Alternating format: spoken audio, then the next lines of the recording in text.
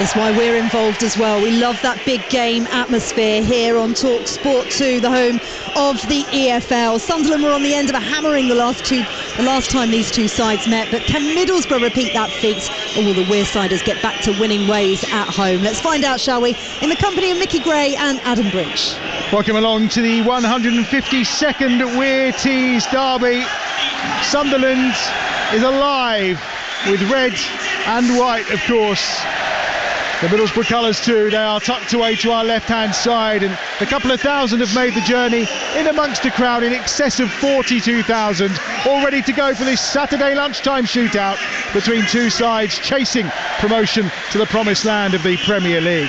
Let's start with the Sunderland side. There's one change from that first defeat of the league campaign at Plymouth last weekend. Chris Mepham replaces Dan Ballard, who drops down to the bench. So Patterson is in goal. It's Hume, Mepham, O'Nien and Sirkin across the back. The three in central midfield: Rigg, the captain Dan Neil, who was sent off in this fixture last season, and Joe Bellingham, of course. And then Patrick Roberts, who spent a couple of spells on loan at Middlesbrough previously. He will play wide on the right. Romain Mundle with those 3 goals in his last 3 games on the left. And Eliza Mayenda, whose only 2 goals have come for Sunderland here in that win over Sheffield Wednesday earlier on in the season. Plenty of experience on the bench, plus plenty of youth as well. Dan Ballard amongst the substitutes. Keeper is Simon Moore, of course. Nazari Vusin, Wilson Isidore should I say, Milan Alexic, Leo Helder, Tommy Watson, Trey Agunsi and Harrison Jones on the bench for Sunderland. As for Middlesbrough, one change for them as well. Aidan Morris, the American, comes in to replace Dan Balaza in the centre of midfield. Sonny Dieng is in goal. Ayling, Edmondson, Clark and Borges across the back. It's Morris and Hackney in central midfield. Isaiah Jones on the right-hand side. He scored in that 4-0 rout here last season. Finn Azaz will play on the left-hand side. And Tommy Conway tucked in behind Emmanuel Latte-Lat, who leads the line. Balaja is amongst the substitutes alongside Riley McGree. Summer signing Delano, Bergzog, Dijkstiel, Hamilton, Hunt, Doak and McCabe as well. You can tell it's a big game because Simon Hooper has been parachuted down from the Premier League to look after this one this afternoon. And alongside me at every big game as ever is Mickey Gray, a man who scored in this game as well as played in it. He knows what it's like. What is it like? Scored many moons ago, Adam. Well, I have to say, people have been talking about this not being a derby. Well, you should have just turned up at the stadium today and seen the atmosphere before kick-off. What a game this is to be a part of, and what an atmosphere in this stadium. Really looking forward to this one. To be fair, Mickey, I did see your goal in a montage yesterday. It was in black and white, but it was still very impressive. Well done.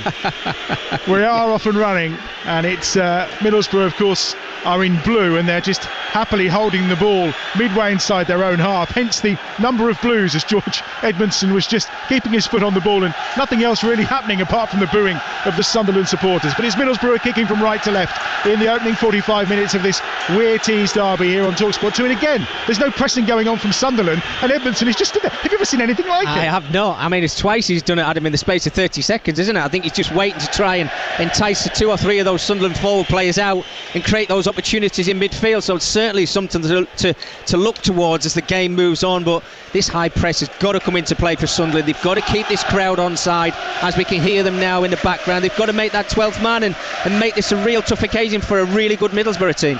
Well, in the end, Luke Ayling tried to launch a long ball forward down that right-hand touchline on the far side here at the Stadium of Light. It was looking for Tommy Conway, and the ironic cheers were because it floated into touch and out for a throw to Sunderland. Ball safely in the arms of Anthony Patterson away to our left-hand side. He's already kept 3 clean sheets so far this season, 45 championship appearances to his name last campaign, firmly ensconced the former academy man as the Sunderland number 1. And they're on the attack down that left-hand side again here, and it's Sirkin who's trying to get forward right by the corner flag. He's dispossessed by the man on loan from Ipswich Town, George Edmondson, and he goes down in the end, Edmondson, but Sirkin wins the ball back nicely. Then there's a foul, and that's going to be a free kick for Sunderland for the challenge on Bellingham between the edge of the penalty area and the corner flag. Well, George Edmondson's had a really bizarre start to the game, hasn't he? Putting his foot on the ball on a couple of occasions, had the chance this occasion to try and clear it down the right-hand side. Really good pressing from Dennis Sirkin down that left-hand side, which has given them the opportunity, an early free kick just to put some pressure on this Middlesbrough line. Let's see what they're all about, because this is a big occasion and this could be a big start for the home side. We saw a couple of excellent set plays here against Sheffield Wednesday that led to goals for Sunderland. Opportunity here, left hand side, level with the edge of the 6-yard box. Left footed ball swung across and it has to be hacked clear by Ayling from the front edge of that 6-yard area. Now maybe a chance for a counter, and away down that right hand side come Middlesbrough. Isaiah Jones, he's got Lat in the middle. Jones tries to play the ball in, but it's well blocked up at the edge of the penalty area for Sunderland, and then picked up and controlled that time by Patrick Roberts.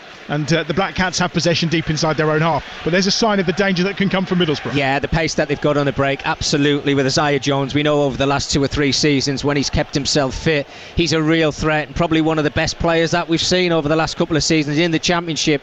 You cannot give the ball away at the edge of the 18-yard area. The experience of Chris Meffin as well. Just in two minds, wasn't he, whether to get the volley shot away or to play it out wide, and didn't do neither. Far side, the left-hand side, Mundell picks up possession for Sunderland, back inside his own half with Sirkin. And here's Luke O'Nien, who scored in the opening 2 games of the season for Sunderland from centre half.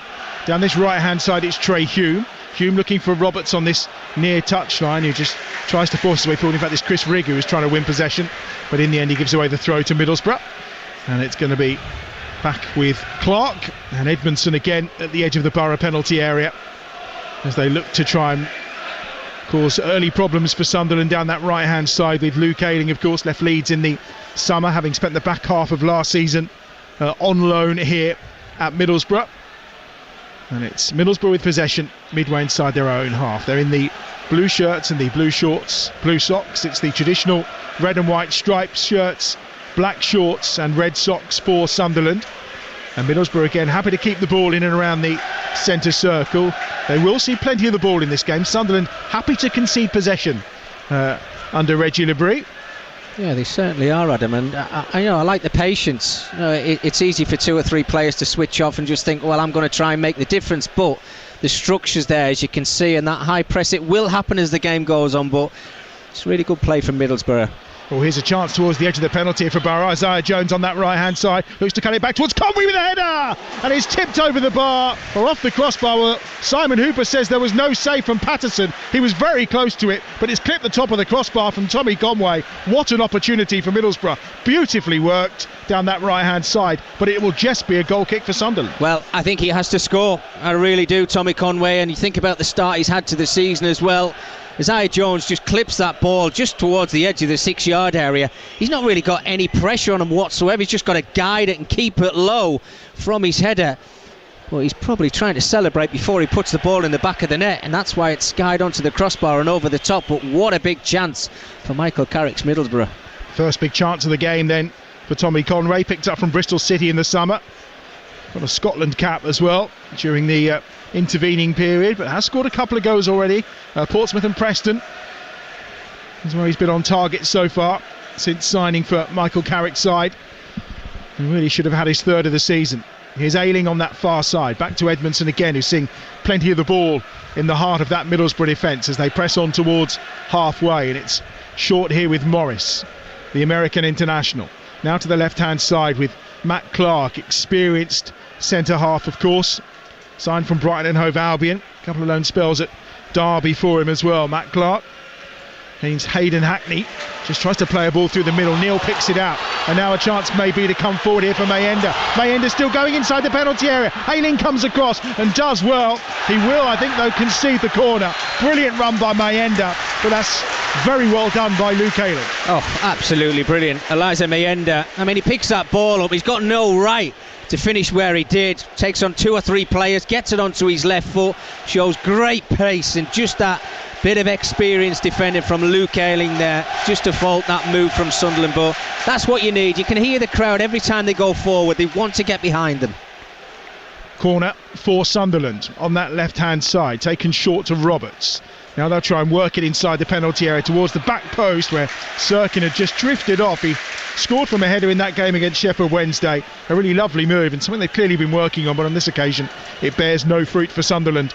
And we've been playing for nearly 7 minutes at the Stadium of Light, and it remains Sunderland 0, Middlesbrough 0 on Talksport 2. Yeah, very good defending yet again, this time from Luke Ayling once more.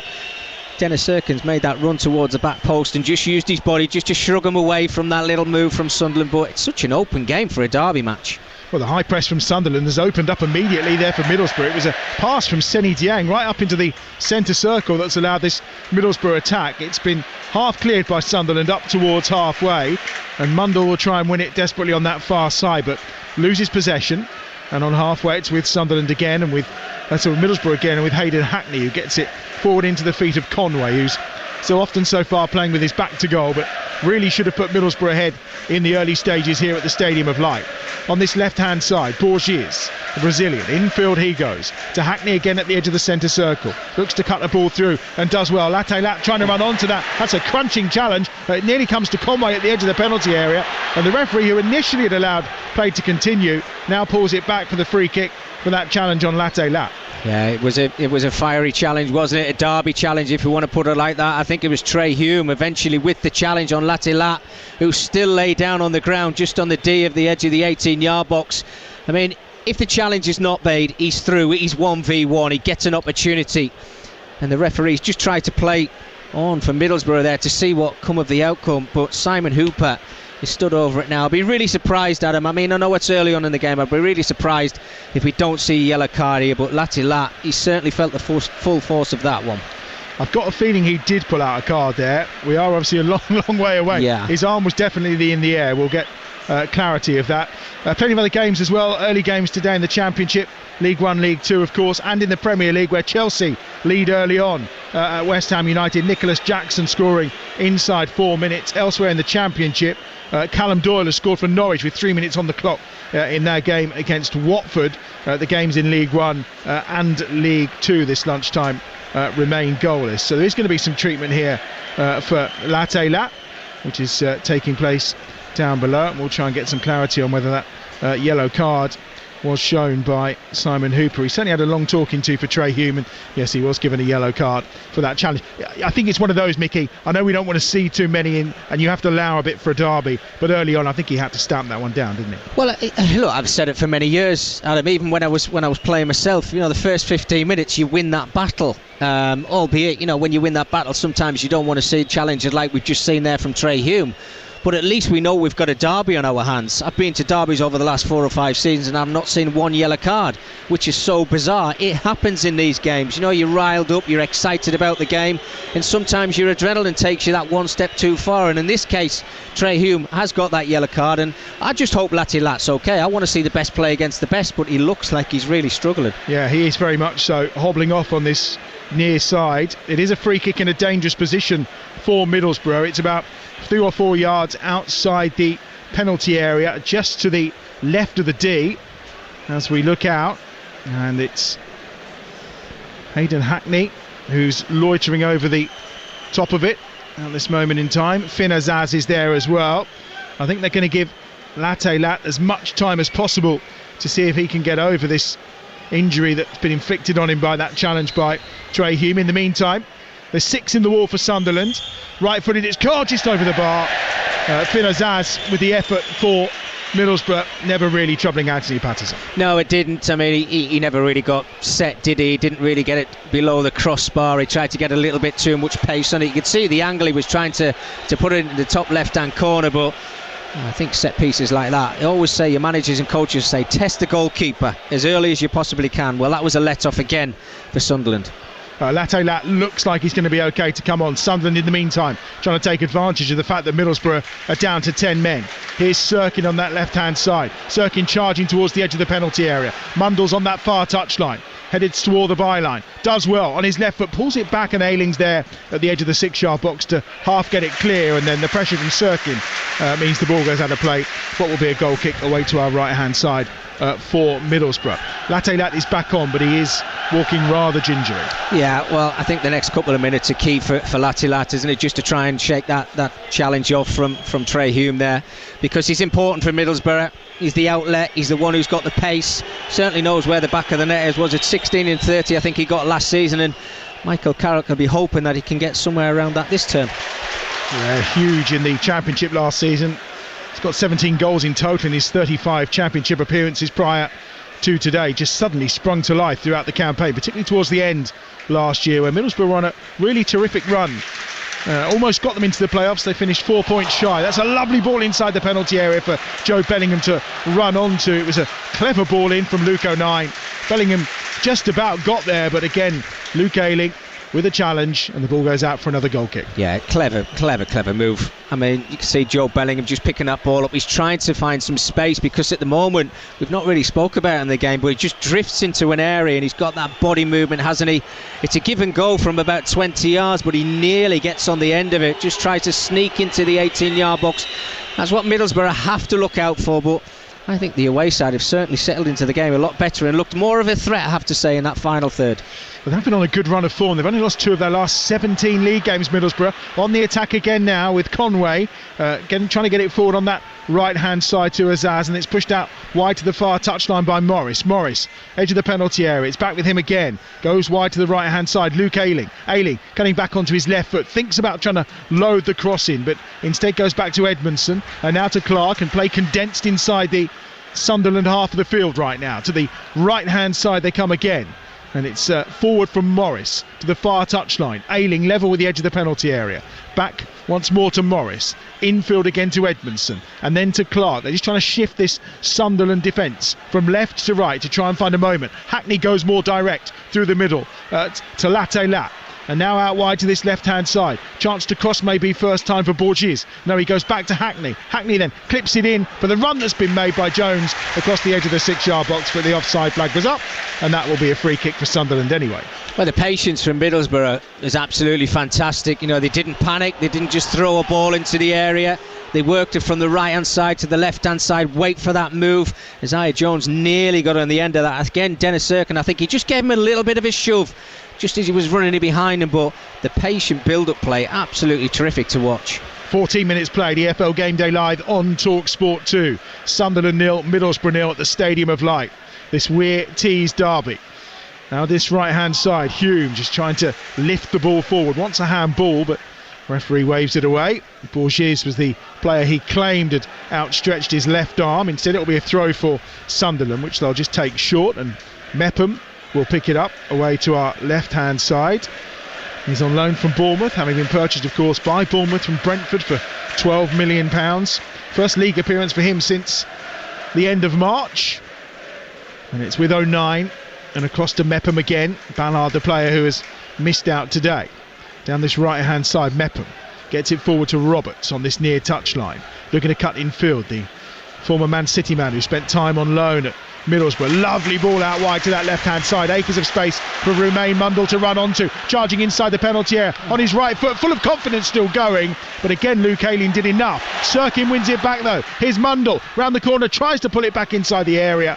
But once more, it's brilliant defending from a combination of Ayling on that right-hand side and Aidan Morris. But they've given it away again at the edge of their own penalty area. And here comes Sirkin. Sirkin now to Bellingham. Bellingham's forced back. Just evades the attention of Hayden Hackney, his opposite number, both wearing the number 7. Here's Mundle on that left-hand touchline, forced back in field. And now a chance maybe to come for O'Nien. O'Nien wide to that left-hand side. Now the right-footed ball's played in early and low by Bellingham, and it's safely into the arms of Seni Dieng at the edge of his 6-yard box. Well, the end products are the only thing that seems to be letting Sunderland down at the moment when they get themselves around that 18-yard box. It's just been a little bit scrappy, maybe taking one touch too many. But I'm loving the build-up play from Sirkin and Mundle down that left-hand side. The little give and goes. They look as if they're just bundles of confidence at the moment. And Middlesbrough have got a problem. When you think Ayling, one of the most experienced players in that Middlesbrough starting 11, he's the one who's having to panic, and he's getting no help at the moment from Jones in a defensive manner. In League One, 16th place Exeter lead 9th place Stevenage by a 0-0 in one of the other early kickoffs. A reminder over on Talksport right now, Chelsea lead West Ham at the London Stadium by a 0-0. Nicholas Jackson the goal scorer. If you are listening via the Talksport app, you can of course just swipe between those commentaries, although why you'd want to leave this Weir Tees derby, who knows. We are 16 minutes into the game. It remains 0-0. Middlesbrough attacking down this left hand side. Charges on that time from Latte Lat, who was trying to get there, but it was always a bit of a lost cause, but it did force a rush from Patterson, and it means Middlesbrough gather possession again on the halfway line via Luke Ayling. Forward it goes into midfield. Morris is there. Conway's the player that ends up being dispossessed though, and now breaking on that left-hand side, trying to get forward was Mundle, and he's fouled in the process by Ayling, and that will be a free kick on that far side for the home side. Michael talked about managing emotions before kick-off, Adam, and I think they've done that really well. You can see the calmness in the build-up play from his side and through that midfield area. I think Aidan Morris, he never panics on the ball. Here they come again down this right-hand side. Rigg inside the penalty area, looking to try and let it run to the keeper, and in the end Morris had to step in at the edge of the 6-yard box. I think Rigg was about to try and smuggle possession away and would clearly have had a shot on goal from close range. And again 09 just reads the situation at the back as the ball is drifted towards the middle of the Sunderland half, and he just nods it safely back into the arms of Anthony Patterson away to our left-hand side. You're right, final ball's not been the best, but it's an entertaining game so far. Oh, without a doubt, it's an open derby game. There's no doubt about that. I do think Middlesbrough, they can pass it around, Adam, for fun, can't they? But they're not frightened to play that ball in behind either. They know they've got the pace of Latilat, Azaz and Jones if they get them into those forward positions, so they can mix it up, and Sunderland have to be aware of that. Roberts on the charge inside the penalty area. Roberts still going here on his left foot, tries to get the shot away, but it's a terrific tackle at the last minute once more. And I think it was Morris again who's made a few of those interceptions, the American. And it's going to be a corner for Sunderland down this right-hand side, but again Patrick Roberts showing what he can do. Yeah, certainly. Patrick Roberts a real threat when he picks up that ball and he starts running at defenders. He does brilliantly to get inside that 6-yard box, just try to get his shot away. And you're right, Aidan Morris seems to be everywhere at the moment, the American. 22 years of age, Columbus Crew, just over £3 million they paid for him. It's a good bit of recruitment from Middlesbrough so far. Now down this right-hand side, Mundle just trying to win possession, and he's done incredibly well to hold it up in the corner, and there's a real tussle going on this near side between him and Latte Lat, who's back defending. It ends in a throw for Sunderland, but passion's running high. Right-footed ball swung into the Middlesbrough penalty area, and it's half-headed away from the edge of the 6-yard box. It then hacked cleared from the edge of the area, but Sunderland will go and try and swing the ball back in once more, but in the end Borges can give it back to Dieng, and Dieng will clear up towards halfway, and there's a high boot there, and that's maybe caught, I think, Mepham this time in the face. That's a Lat, the player, and he will get a yellow card for it, and it will be a free kick for Sunderland. It's one of those challenges, Adam, isn't it, where Latilat's kind of side on and the ball's bouncing, and I think it's Luke O'Nien, a player who's down. He's just got himself back to his feet now, but you don't really know where the player is. You're just trying to make contact with the ball. It happens every single week. It is a yellow card, yes it is, and I think Simon Hooper's got that one spot on. It's going to be fiery, this game. I mentioned it before. Latilat's took one himself and he's just given one back. You have to put your hands up at times and say, OK, I accept the yellow card, but I think the atmosphere has been great in the stadium so far. I really do. Open game of football. The quality into the box is just starting to get better. Trey Hume just put a wonderful ball into the box, and let's hope from both sides we see more of that. 20 minutes played, still 0-0. Roberts from distance, left-footed, curls it towards the back post. It's a real floater that was so inviting. Bellingham was getting forward to it, and Mepham, but neither could get there to convert, and it's Gibbs out of play for what will be a goal kick to Middlesbrough away to our right hand side. Elsewhere this lunchtime, West Ham 0, Chelsea 2. Second goal for Nicholas Jackson. Only 18 minutes played there at the London Stadium, but Chelsea in complete control in the game that's live right now over on Talksport. And after that, of course, here on Talksport 2, more exclusive Premier League commentary for you. Tottenham against Brentford. Is the pressure starting to mount on Ange Postecoglou? Brentford very impressive away from home against Man City last week for the first half an hour in particular. A game you were at, Mickey, I know. So it'll be a tough one for Postecoglou and Spurs today. It's live here on Talksport 2 once we're done here in the northeast of England. In the meantime, Sunderland have possession inside their own half with Joe Bellingham. Out it goes on that far side to Mundle, who's then given it back to Sirkin, and he just runs it into touch. What will be a throw to Middlesbrough on that far side. A little bit of frustration just creeping in that he couldn't quite keep the ball in. I mean, the better football's definitely coming from Middlesbrough in terms of possession. Yes, it is. Yeah, they're the more calming on the ball without a doubt in that midfield area. Again, I touch on Aidan Morris. He's just slowing everything down. He doesn't seem to panic, does he? And they get the ball into really good areas. If anything, People have talked about the high press from Sunderland this season. It's more coming from that Middlesbrough team, because any time one of the back four from Sunderland pick the ball up, you can see they've got no space on the ball and making them panic a little bit. Maybe a couple of long balls over the top might just help them and just relieve them of a little bit pressure. Hackney has it inside the centre circle for Middlesbrough, as he has for so much of the opening quarter of this game, because we are reaching the midway point of the first half here on Talksport 2. It remains Sunderland 0, Middlesbrough 0. Ailing down that right hand side, brings Isaiah Jones in, then just lays a ball infield to Morris. Conway's got the other side of the defenders towards the byline. Conway in the box as he tries to pull it back across. It took some really good defending again, this time from on that far side, Luke O'Nien, and it's out for what will be a corner on that far side for Middlesbrough, who are threatening at this moment in time. Yeah, they are. Their movement, you can see they're a little bit sharper around the 18-yard area. They're little give and goes, the turn around the corner, and the thought process is just get this ball into the box as quick as we possibly can.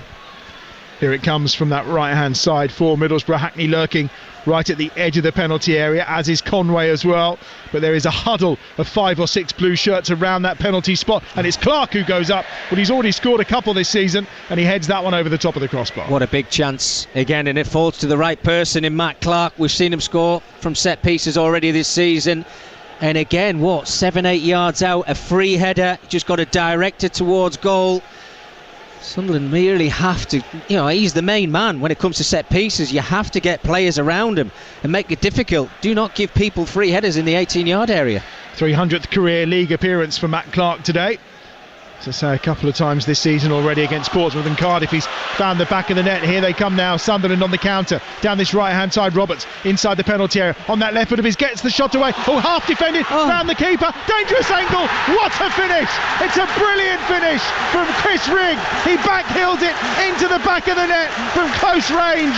It's an absolutely stunning finish to give Sunderland the lead in the Weir Tees derby. All credit to Patrick Roberts for his hard work. But Rigg with the most amazing finish you will see in a derby game, and it gives Sunderland the advantage with 24 minutes played. It's Sunderland 1, Middlesbrough 0. 17 years old and having the audaciousness to do that in the first place, it's just absolutely fantastic. We're going from one end with Matt Clark's opportunity for Middlesbrough. They break up the other end, Sunderland. Brilliant play from Patrick Roberts over on this right hand side. He kind of scuffs his shot a little bit. It kind of goes a little bit wrong, doesn't it, for the goalkeeper, Dieng. But who's there? Chris Rigg. His first touch actually takes the ball away from goal, and this sneaky little back heel to pop the ball into the back of the net. My goodness, what a star Sunderland have got in their hands. What a goal. Sunderland's youngest ever scorer. He's only scored one in the last 12 months though, prior to today. But it's Chris Rigg in the derby for Sunderland, and they lead Middlesbrough by 1-0. It's the most audacious finish, it really is. He conjured that up, having, as Mickey said, just gone away from goal a little bit, as Tommy Conway is fouled on that far side to give Middlesbrough a free kick midway inside the Sunderland half. You just thought the moment had gone though, and it was like there is no way he can finish unless he's going to take time to get his body round this side. But no, he goes for the back heel, and it's brilliant. And it gives Sunderland the lead. Here's Jones down the right side trying to respond for Middlesbrough, and it's a crunching tackle on that far side that concedes the throw from Dennis Circuit, and Middlesbrough will have it level with a penalty spot on that right hand side. What a game. It's just it's end to end. Middlesbrough they've had some very good opportunities. Sunderland themselves just need to show that little bit of quality in the final third. But you talk about quality and the audaciousness of a young player, 17 years old, Adam, to even try something like that in a Weir Tees derby, just phenomenal. Clark's ball into the box. It almost breaks towards Zaz at the edge of the penalty area, but it has to be hacked away by Luke O'Nien, who just says to Sirkin, let's raise it a little bit into touch on this near side. No surprise that Reggie Lebris is rocking from side to side down below, and listen to the home support now around the Stadium of Light. Tell me it's not a derby now.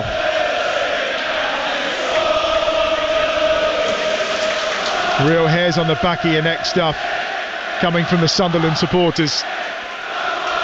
Almost 27 minutes on the clock. You're listening to Talksport 2, your home of the EFL, where it's Sunderland 1, Middlesbrough 0. Here's Ayling down that right-hand side, trying to respond here for Middlesbrough and drive them forward, the captain. No foul, says the referee. Ayling still going towards the edge of the penalty area. Cuts it back across. Half cleared. Bellingham will then get it away. And it's only as far as halfway, and Matt Clark, and they have it again with Morris down that right-hand side for Middlesbrough, advancing towards the edge of the penalty area, steers the ball out to Ayling, who then swings it into the penalty area. It's nodded down, it almost came to Conway, comes to Morris on the half volley, and it's well blocked at the edge of the 6-yard box by O'Nien, and in the meantime the referee spotted a foul and given the free kick to Sunderland inside their own penalty area. We talk about battles on a football pitch, and it's Sirkin down that left-hand side who's done really well in advanced positions and made some fantastic challenges. But Luke Ayling's getting a lot of joy, isn't he? He's put some decent balls into the box. At times, Adam, you think he shouldn't be getting the ball into the box. He had 3 Sunderland players around him, but still worked away to get it towards the edge of the 6-yard area. That is something that should be a concern for Sunderland, because when you get into those wide areas, you know Middlesbrough will make runs into the box. The pace and the quality he's got, keep giving him a sniff, he will score. Feels like a real slugfest here, punch for punch. Don't forget tonight, over on Talksport, Anthony Joshua, Daniel Dubois go toe-to-toe. Live boxing from Wembley from 9 on Talksport. Isaiah Jones, right-hand side, gets it across the box towards Azaz, who was coming in, but that's a good foot in from Trey Hume. And in the end, it's put out a play on that far side for a Middlesbrough throw, level with the edge of the penalty area. Just the wrong option, wasn't it? Again, brilliant run from Isaiah Jones down that right-hand side. He's going to use that pace, and why not? If you've got it, use it. But the wrong option when he put that ball into the 6-yard area. He's got to try and pick somebody out. On this occasion, chose the wrong man. Down this left-hand side on the advance again, Borges this time inside the penalty area. Neto Borges just gives it away to Rigg, the goal scorer at the edge of the box. Crunching tackle that time to dispossess Mayenda, and they win it back, Middlesbrough, and go back to Hackney, who's 10 yards inside the Sunderland half. Forward he goes down this left-hand side, trying to find Finn Azaz once more. Morris combines with Borges and then into Hackney again, 25 yards from goal. He tries the right-footed shot, and it's well wide of the right-hand post of Anthony Patterson, away to our left-hand side. We've had 29 minutes in the Weir Tees derby. It's Sunderland 1, Middlesbrough 0. The goal from Chris Rigg is what separates these two sides. A reminder of the other games going on right now. West Ham are trailing Chelsea by 2-0 at the London Stadium. Nicholas Jackson with both goals for Chelsea early on. Norwich are 1 up against Watford in the other Championship kickoff 12:30 today. It's still goalless between QPR and Millwall, and Exeter leads Stevenage by 1-0 in League One. That's as things stand right now. Don't forget the rest of this afternoon's action from 2:30 over on Talksport. Game Day Live with Adrian Durham, Troy Deeney and Scott Minto today. Liverpool playing again at 3 o'clock on a Saturday afternoon against Bournemouth. Spurs against Brentford game, which is live on Talksport 2, of course. Leicester against Everton. And then there's the small matter of a Midlands derby today, with Villa taking on Wolves as well. All those games covered, plus, of course, everything from the EFL, that classified results service at 5 as well. All with Adrian from 2:30 on Talksport this afternoon. Throwing down this right-hand side for Sunderland, who will be pleased to have kept it relatively quiet since they scored, Mickey Gray. Yeah, absolutely, yeah. You want to try and just settle yourself down, don't you? Certainly after you've got yourself in front in a derby like this. But I have to say I've been impressed with the tempo of the game, Adam. At times, you know, Middlesbrough have been very clever. They've tried to slow it down. They certainly did at the early stages of the football match. But when they go through the gears and they break down those flanks, they look a real threat. There's no doubt about it. But both sides, I've been really impressed with both teams, to be honest with you. There's been goals in both games in League 2, actually. Accrington Stanley lead Port Vale by 1-0, and Chesterfield lead Cheltenham by 1-0, and an equalising goal at Carrow Road as well for Watford in the game against Norwich. Norwich 1, Watford 1. Borges across the 6-yard box, brilliant ball in. Everyone misses it. Jones, right-hand side, lifts it back into the penalty area. Morris tries to go up for the header. Can't quite get there. Clark going to try and win it down this left-hand side. Sunderland get it away with Rigg, but then it's run into touch by Morris again on this near side for a throw into Sunderland. Oh, what a ball in from Middlesbrough. Quite fortunate for the ball to fall to Borges down this left-hand side, but he whips it in low, and Lat just reacts a split second too late, but they keep it alive. And again, what a challenge from Chris Rigg. I mean, he's working tirelessly in the opposition's half, but he's helping out as well defensively. This time against Matt Clark, making a wonderful challenge. He's been everywhere at the moment. Absolute dream, that ball, wasn't it? Borges, for most strikers, Kind you used to put in as a fullback, from what I remember, Mickey. On occasions. Sonny Dieng is pressurised into putting the ball into touch on this near side, and it will be a throw-in for Sunderland. Michael Carrick is going absolutely crazy with his goalkeeper. He's telling him to calm down. He's banging his hands off his thighs. Sonny Dieng. And he's right, they've just got to slow things down, and the build-up play when they've done it, Middlesbrough, it looks really impressive. So there's no time to panic. There's certainly a long way to go in this game for them to get themselves back on level terms. On halfway, it's Bellingham who has possession down that left-hand side. Forward he goes to Mundell on that far touchline, 5 or 6 yards outside the penalty area, far side of the field for Sunderland. Now they look to switch it. Roberts has got plenty of room on this right-hand side, and we've already seen in this game how dangerous he can be when he's on the charge. This time he slips it down the right-hand side for Rigg. Rigg's ball across the penalty area. Took a deflection, did it out for a corner? Yes, it did. A little flick, or a throw, should I say, right by the corner flag, which Mundell's going to look to take quickly, and he does. And he finds Bellingham. Bellingham off the angle of the penalty area on that far side.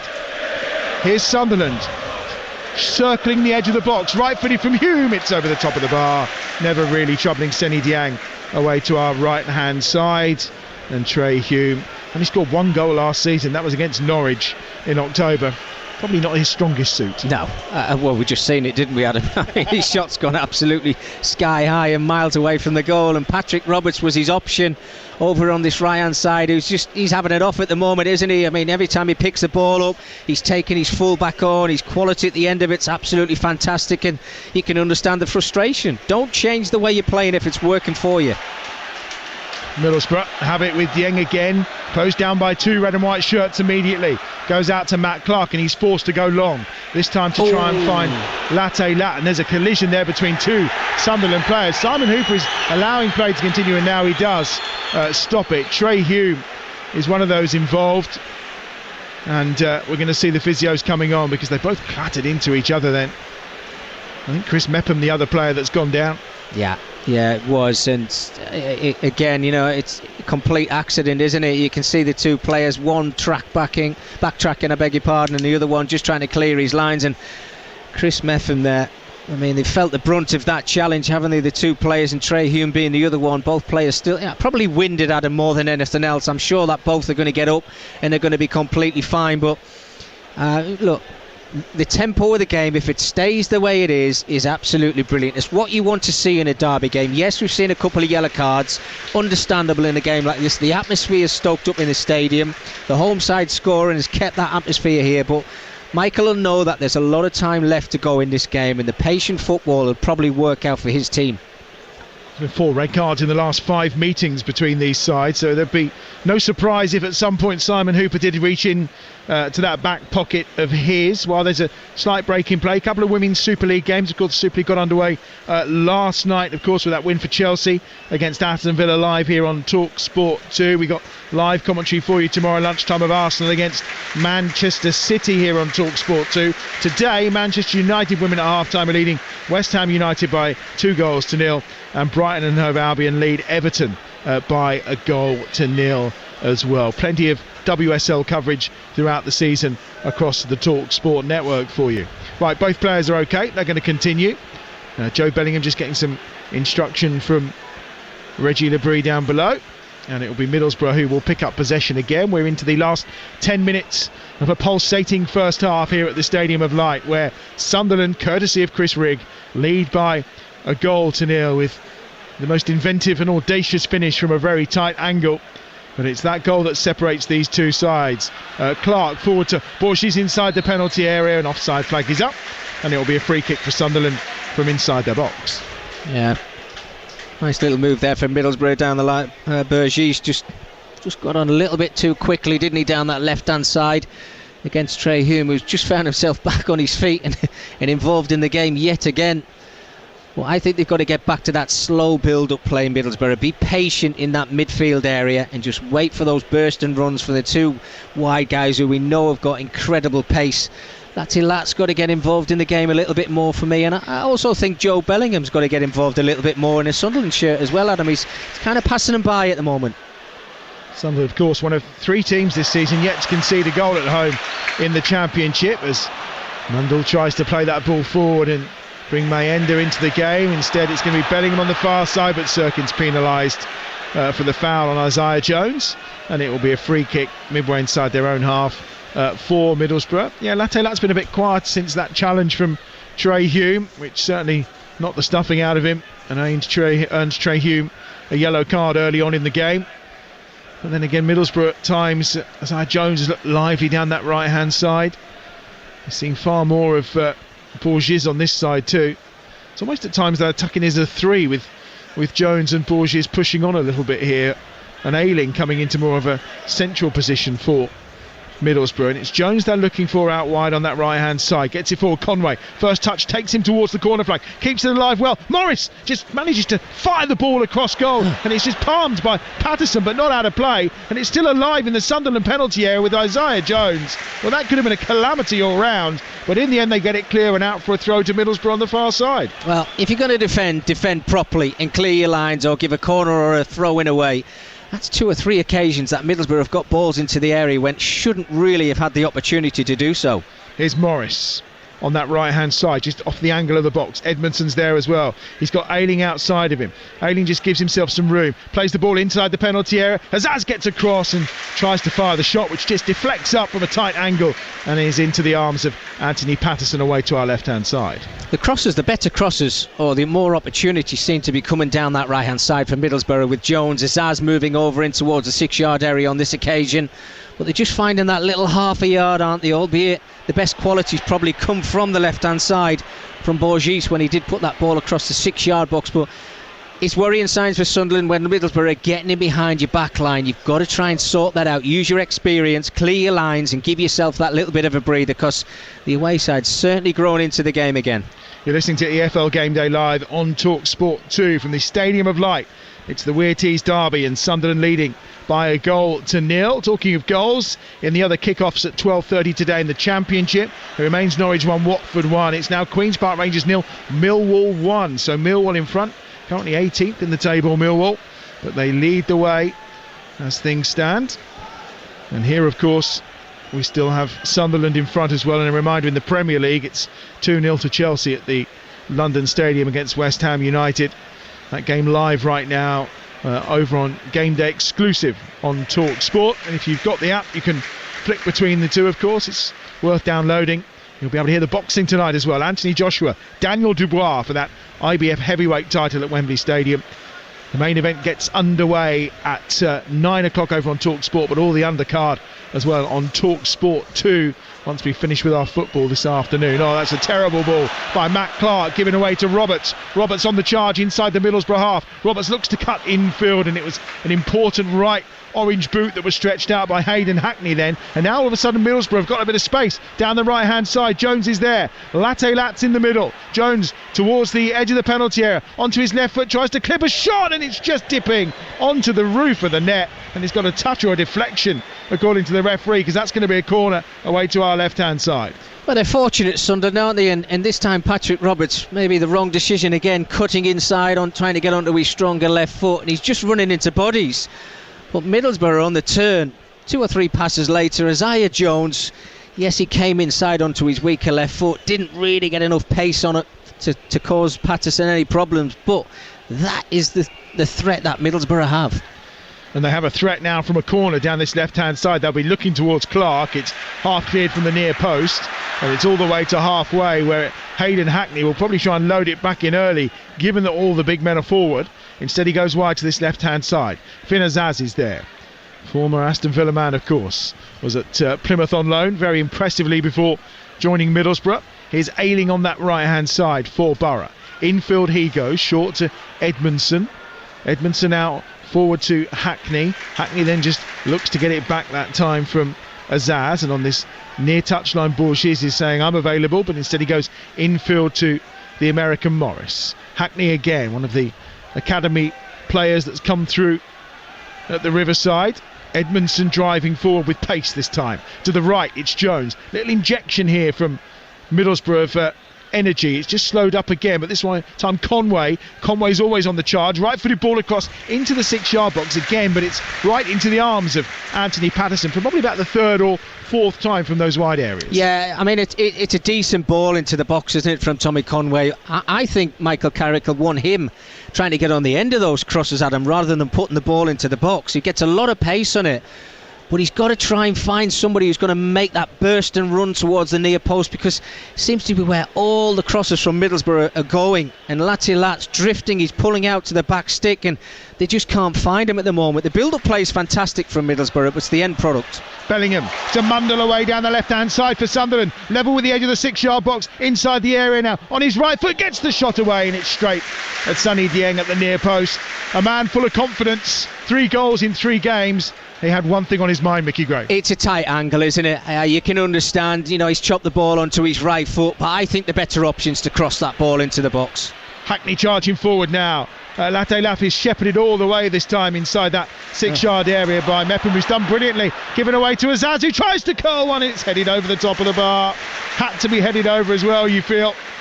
And it's going to be another corner down this left-hand side once more. Sunderland giving themselves problems. Middlesbrough having the better spells, no doubt about it. And on the break, they're using that pace. Mepham does really well.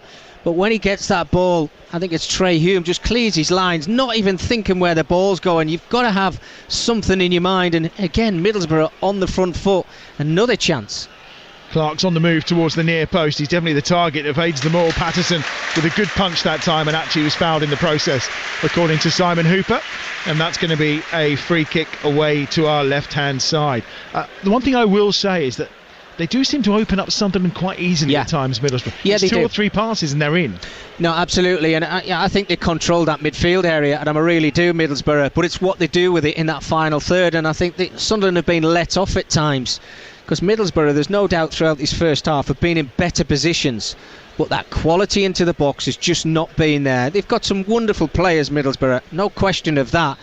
But if Lat is your centre forward, you've got to work him out. Is he going to go to the near post? Is he going to go at the far stick? Try and find your centre forward who's going to get the goals for you. And as I mentioned before about Tommy Conway, I think he's got to make those runs into the box rather than playing in wide areas.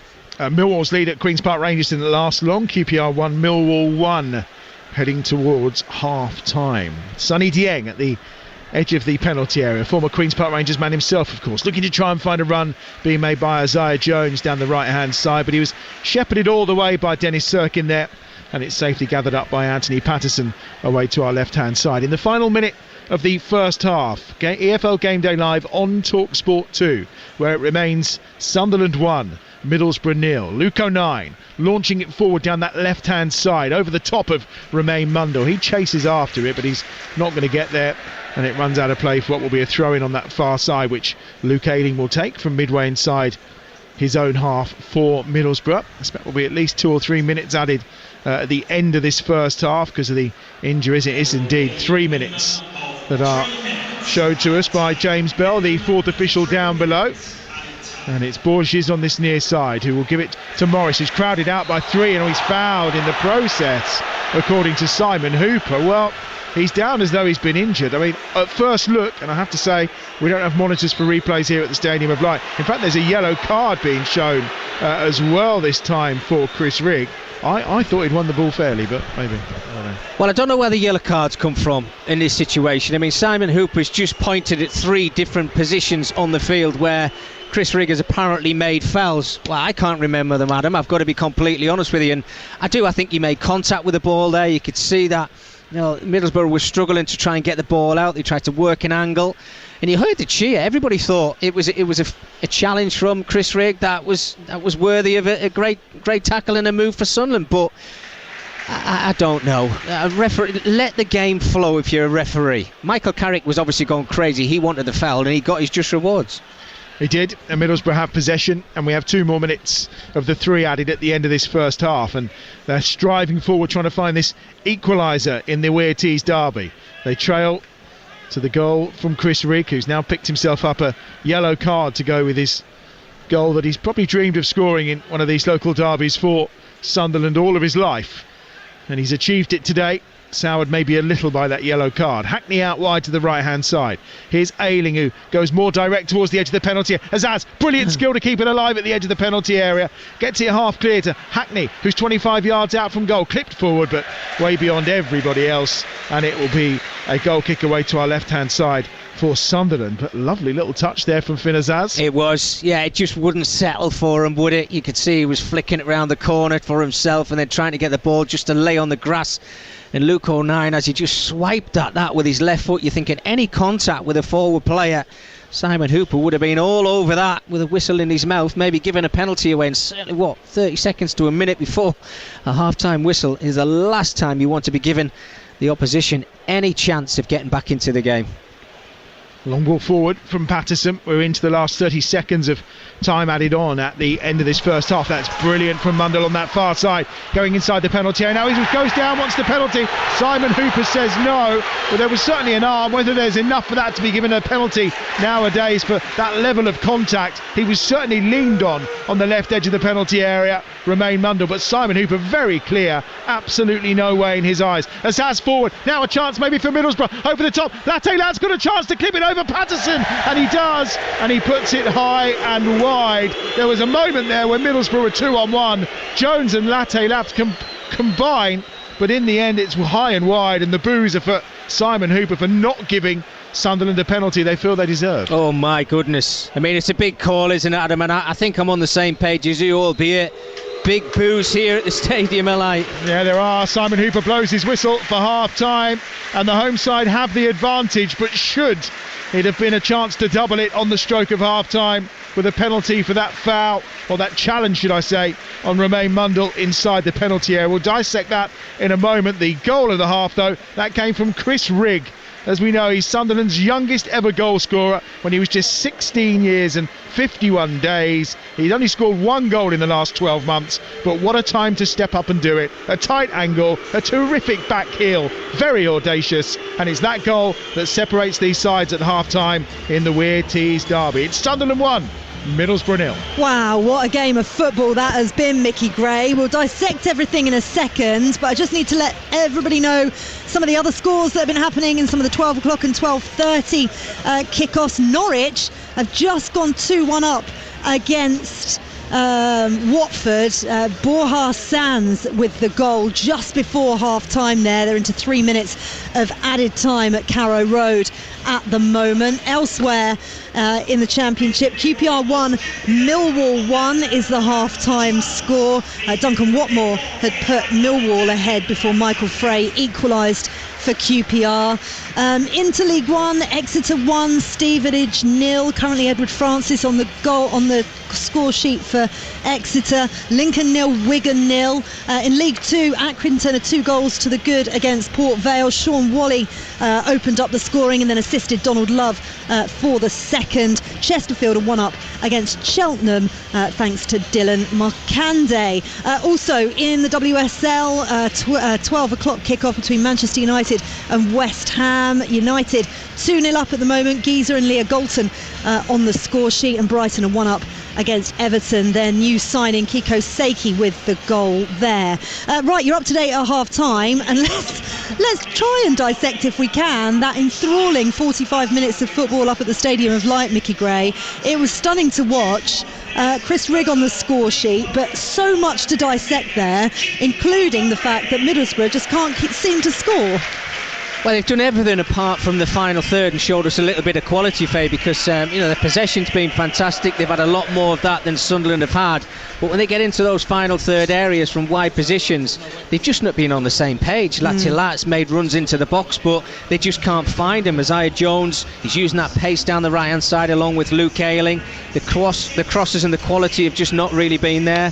Borges has put a lovely ball into the box on the left-hand side, but I think they need a little bit more from him, and I think Michael will be frustrated with that more than anything, albeit his side are a goal down at half-time. Yeah, Tommy Conway clipping the top of the bar in the early stages as well. I mean, you mentioned him in the build-up, and he should have scored really, but he just needed to pick his spot.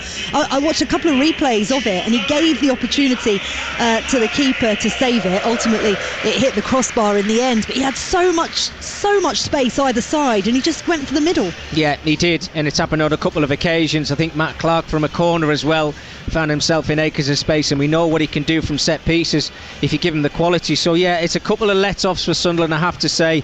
Tommy Conway's got to score, Faye. I mean, he's a quality player, and when he's in that position, he normally does score. He's just got to guide it, because the pace is on the cross. He's got nobody around him. He's just got to direct it low into one of the corners and give Patterson no chance. Then it would have been a completely different game. But they give the opportunity of Sunderland to get back into the game, and boy, did they do that from a 17-year-old. Wow. What a goal from Chris Rigg. Oh, he's just incredible, isn't he? You know, you mentioned him as well. It's as if you know your stuff and have done your prep and have watched Sunderland this season, Mickey. But he was fantastic, and it came actually just after that Matt Clark miss, and he should have done better for sure. But what a gorgeous build-up from the whole team, actually, and the guile that he had to nick it off the feet of Seny Dieng, who should have done better without a doubt, round the keeper, and then that cheeky little back heel finish was a beaut. It's just fabulous, isn't it? I mean, 17 years old, being given an opportunity because he's good enough, and just showing us what quality he's got, which we knew he had. I mean, you think the opportunity's gone, as you said there before, when he nicks the ball away from Dieng. He's going away from goal, and I'm thinking, right, what are you going to do with it now? And in my head, I'm thinking, right, have a couple of touches and just cross it back into the 6-yard area. Oh no, a little back heel, back into the net. And I mean, the atmosphere in the stadium when he put the ball in, it was just incredible. And I heard people say this is not a derby. Well, you should have been here to witness that, because it was just phenomenal. The confidence of youth. yeah. Had a few years onto him, and he might not necessarily have decided that he was going to score from that. But that's what we love to see, isn't it, for sure. Mickey, go get yourself a cuppa. I'll speak to you in a second. Half-time at the Stadium of Light. Sunderland 1, Middlesbrough 0. By the way, Grace Clinton has made it 3-0 to Manchester United against West Ham in the 12 o'clock kickoff in the WSL. End-to-end football at the Stadium of Light. Second half coming next, and we're going to look ahead to our exclusive 3 p.m. Premier League commentary here on Talksport 2 as Spurs host Brentford. Talksport 2, official broadcast partner of the English Football League. Talksport 2 is your dynamic destination for all the latest sporting action, featuring live commentary of all the biggest events, including football, PGA golf, horse racing, Premiership rugby, cricket, boxing, and all the big-hitting drama of the NFL. Touchdown! Plus, Talksport 2's official betting partner, William Hill, is always on hand with the insight and in-depth analysis you need. Talksport 2 with official betting partner, William Hill. Get epic value all season with William Hill. 18 plus, begambleaware.org. Hawksby and Jacobs on Talksport with Toolstation. Unfiltered football debate done right. Vatican City football team, Pep Swiss Guardiola. Big hitting cricket comment done right. Ricky Pontiff. No, yeah, Ricky. You can't have cricket. No, you can't have cricket. Knockout boxing opinion done right. That was a classic. Legendary. Entertaining afternoon radio done right. Well, some would say it's absolute news. Hawksby and Jacobs, weekday afternoons from 1 on Talksport with Toolstation for a job done right. The sun was shining. The ducks were quacking. All was well as Derek Jones stubbed out his lunchtime cigarette on the ground and put his rubbish in the bin. On his way back to work, he suddenly felt terribly guilty. But why? What had he done? He was racking his brains, and then he saw it. A duck pointing angrily at his discarded cigarette butt. You don't think you're a litterer, but cigarette butts are rubbish. If you smoke, bin your butts. Keep Britain tidy. Live on DAZN, September 21st. Anthony Joshua and Daniel Dubois fight for the IBF World Heavyweight title. Joshua! AJ stands on the brink of history to become a 3-time world champion. Oh, big shot! A colossal right hand for Dubois! Daniel Dynamite Dubois, Britain's silent powerhouse, stands in his way. An explosive night at Wembley awaits. Joshua versus Dubois, live on DAZN, September 21st. Buy now at DAZN.com. Alex met Sam at nursery. They were first loves. They built forts together, shared sandwiches in high school, and were each other's first kiss. They were the dream couple until Sam got into EDM music, while Alex enjoyed folk. First loves are kind of like your current account. If they aren't working for you anymore, maybe it's time to switch with the current account switch service.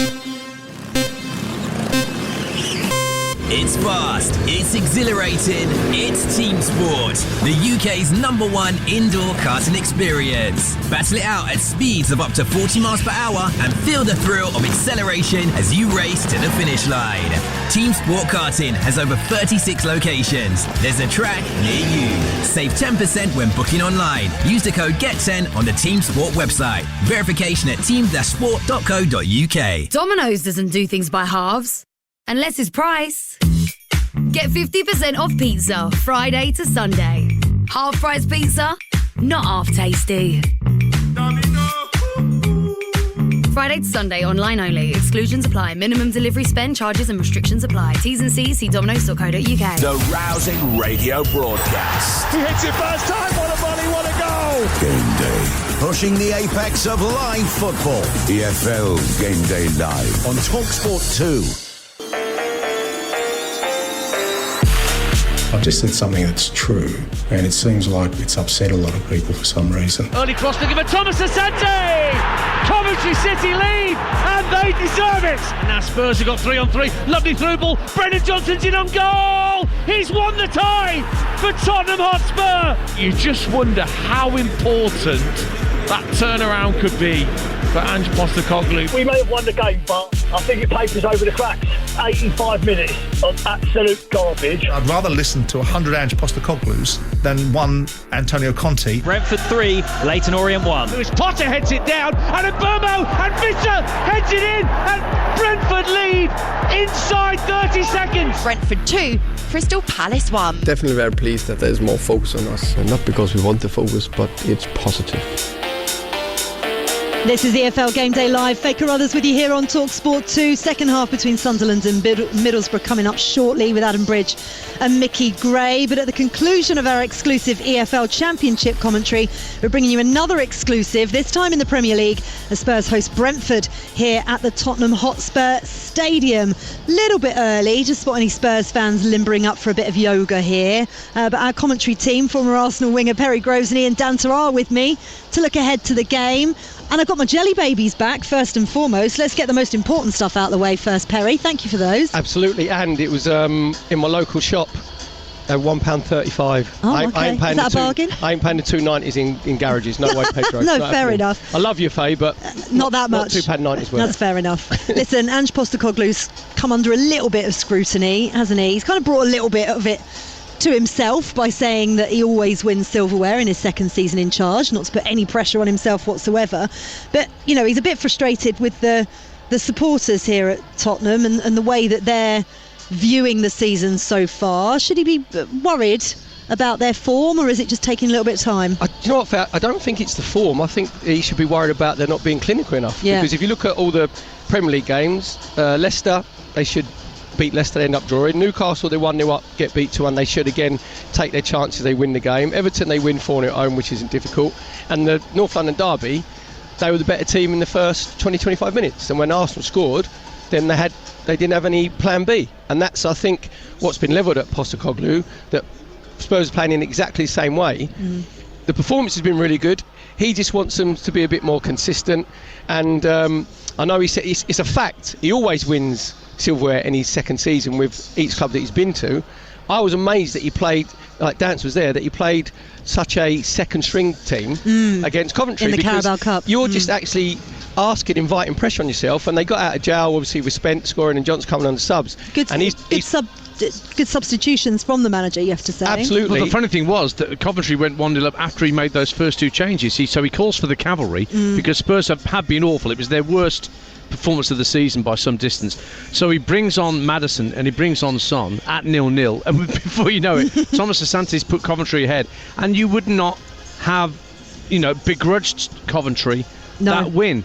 But impressive there were certain Spurs players who impressed that night, Faye, and they won't play today. I'm thinking of Lucas Bergvall in midfield, this 18-year-old Swedish kid who looked terrific. Well, again, they were unhappy. The Spurs fans, they were unhappy that he took him off. Yeah, he really played so well, and that's a kid that Barcelona were after. But Kulusevski might play today, and he made a difference when he came on, more so than Son and Maddison did, in fairness, Faye. Yeah, listen, we always end up focusing on Spurs, don't we, because of the noise that kind of surrounds them. But Brentford are actually in decent form, and they scored really early against Manchester City last week and got done essentially by Erling Haaland, as tends to be the case with most teams. We were there. We were there. I know you were, and it was a cracking game, and Brentford, more than played their part in it. I think there was a point where it's 75% possession just before half-time, wasn't it, for Brentford? How many teams go to the Etihad and do that? Yep. Brentford were brilliant in the first half an hour. They could have been, with no exaggeration, 2 or 3 up. Obviously, Vissa put them up. They could have got another goal, and I was surprised at how adventurous they were, because they played like 5 at the back. You think they're going to sit deep.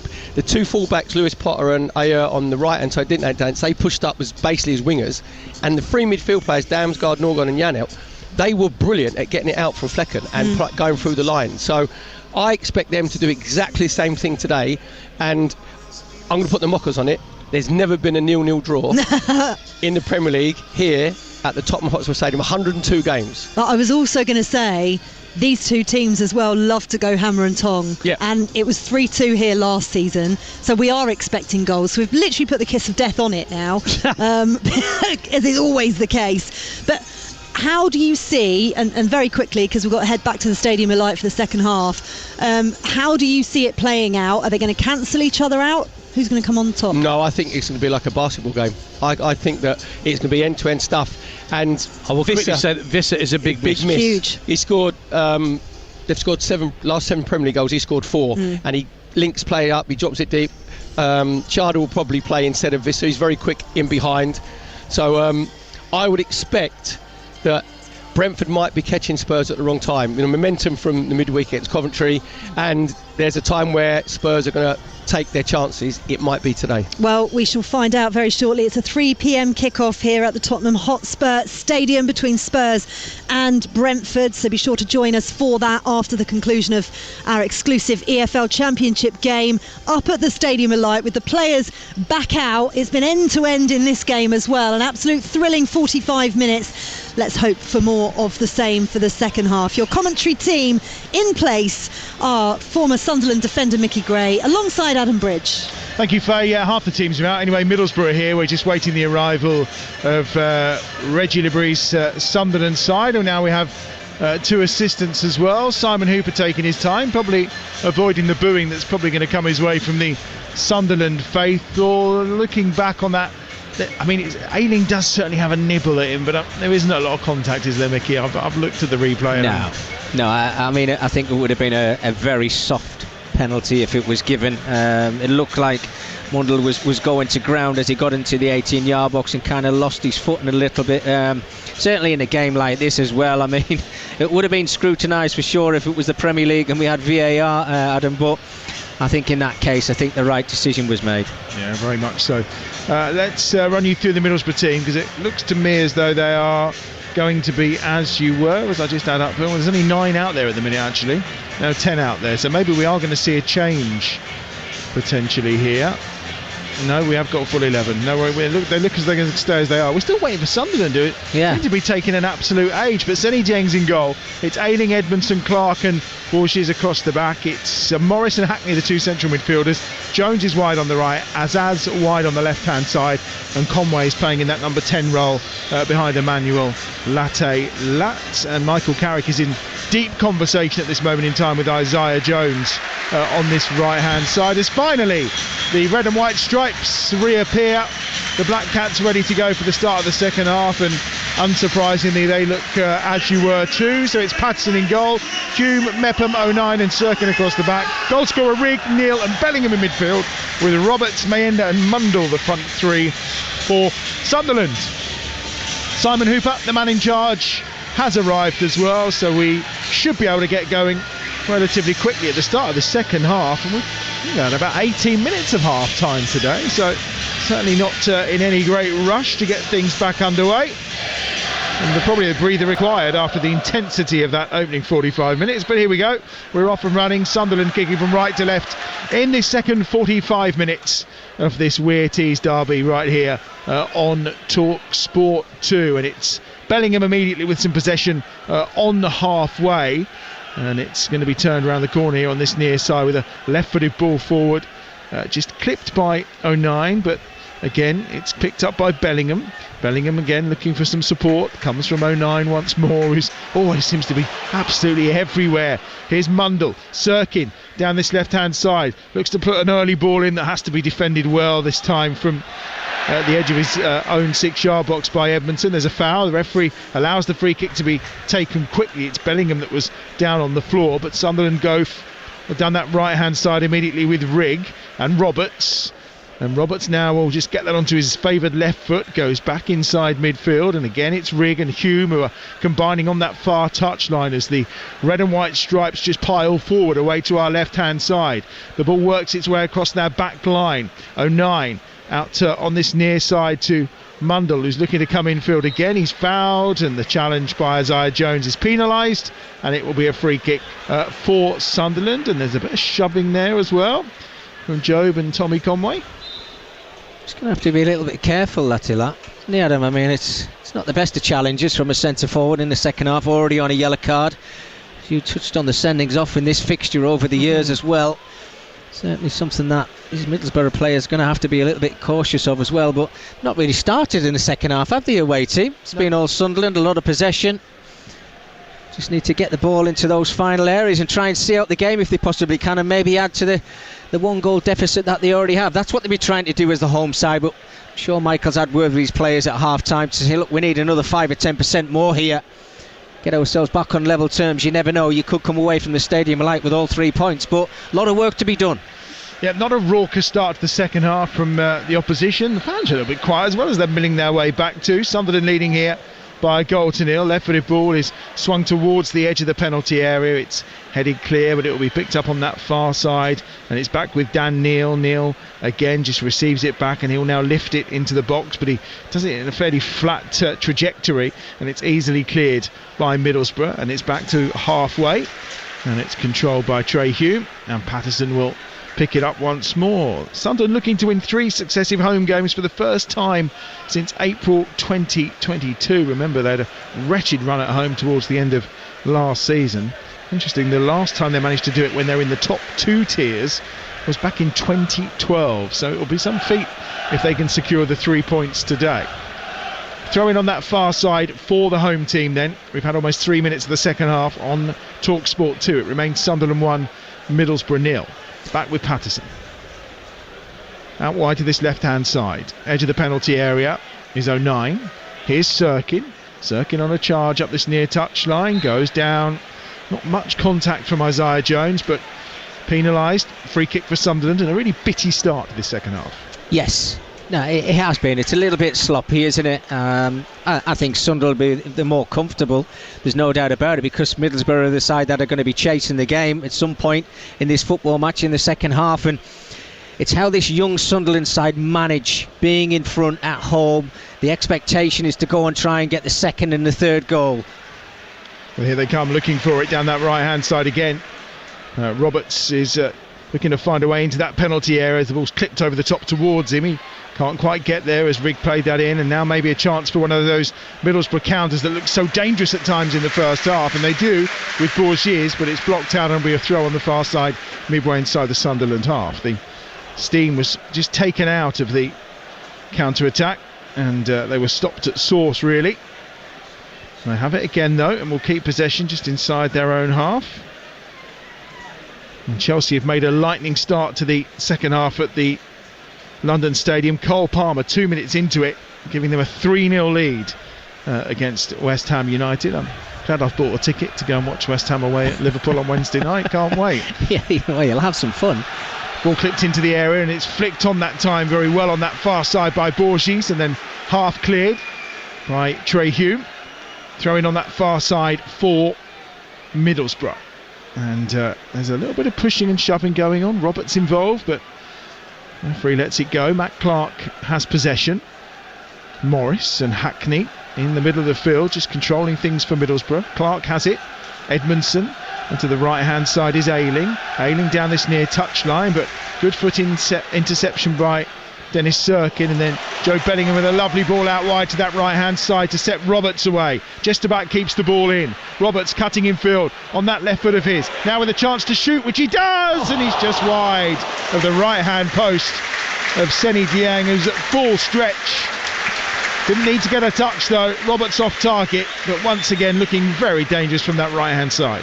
What a fantastic ball initially from Joe Bellingham, from left to right-hand side with his right foot on a plate for Patrick Roberts just to run onto, and you know what he's going to try and do, trying to work it onto that left foot. Looked like 2 or 3 Middlesbrough players just kind of drifted away from him, and the space just opened up, and it looked like it was just going to curl into that top corner. Unfortunately for Middlesbrough, drifted wide. They need to get going, Michael's side, in this second half, Adam. They've started really poor. They've got to go through the gears and make something happen.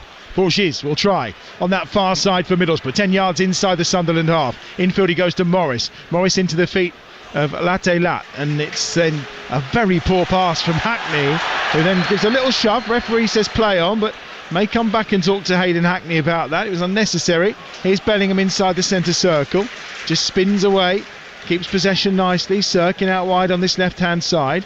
Infield he comes. Bellingham again on halfway, just looking for support, which he's got Hume, and he's also got Mundle, who he finds down this left-hand side, and he is happy to run and charge at this Middlesbrough back line. Left-footed cross, played across early towards the edge of the penalty area. Outstretched boot of Clark gets it away as far as Neil, and a lovely little turn by Bellingham. He just let the ball run across him and invited the challenge from the defender and managed to keep possession to Roberts on that far side, who again is trying to turn onto that left foot of his. I don't know about you, but surely in a team meeting they'd have said, whatever you do, don't let Roberts cut on his left foot. Yeah, without a doubt, and it's happening too many times. And what's worrying as well is Ajayi Jones has just been beaten for pace down this left-hand side by Romain Mundle. Didn't think I was ever going to see that in a championship game. Here come Middlesbrough, more direct, clipped ball over the top for Latte Lat to chase onto, but again too much on it, and Patterson can gather at the edge of his penalty area. There's a huge gap between Latte Lat and the midfield for Middlesbrough, isn't it? Yeah, it's like they're worrying too much about Sunderland's midfield, and they're attacking players down the flanks as well and giving them too much space at the moment. And said about Joe Bellingham in the first half, he didn't really get into the game. Well, second half he's certainly been the man to look for. He's been excellent so far. Very scrappy start to this second half at the Stadium of Light here on Talksport 2, where it remains 1-0 to Sunderland. We almost had 8 minutes. Down that left-hand side, here come Middlesbrough searching for that equaliser. And Azaz wants it played into his feet by Bourges. Bourges still going here, though, and he's forced backwards towards Morris. Morris to Azaz on that far side, just off the angle of the penalty area. Onto his right foot, goes short again to Hackney. Hackney and Azaz just exchanging passes. No real advantage being gained, and no progression forward, so Edmondson instead will try down this right hand side where Jones is there, snapped at by Sirkin, but Ayling gets possession and they clip a ball in towards the edge of the penalty area. The chase was on for Tommy Conway, half cleared up into the air and only up into the air by Luke O'Nien, and then Middlesbrough will gather possession again away to our left hand side. Not the best of clearances once more from Sunderland when they were in a slight bit of danger. Allows Middlesbrough to keep possession again. And forward they will come once more through the middle. Now a chance to slip it into Latte Lat, who's just tried to get a little bit of space. And again, Luke O'Nien is across with a thunderous challenge. Wins the ball very cleanly. And the throw is taken quickly on the far side by Middlesbrough, who then lose possession. Really good defending again from Sunderland. And now Bellingham, who's just outside the edge of his own penalty area, goes to Mundle on this left-hand side. He's going to take Ayling on, surely goes inside him, and then the referee says, get up, you dived. And now it's Hackney, and Hackney's ball again, for the second or third time in this game, is woeful into the penalty area, and Patterson will gather it up. It's really poor. Hayden Hackney, I mean, he's got ability and he's got talent and he gets his head up, but he's looking for those runners in front of him.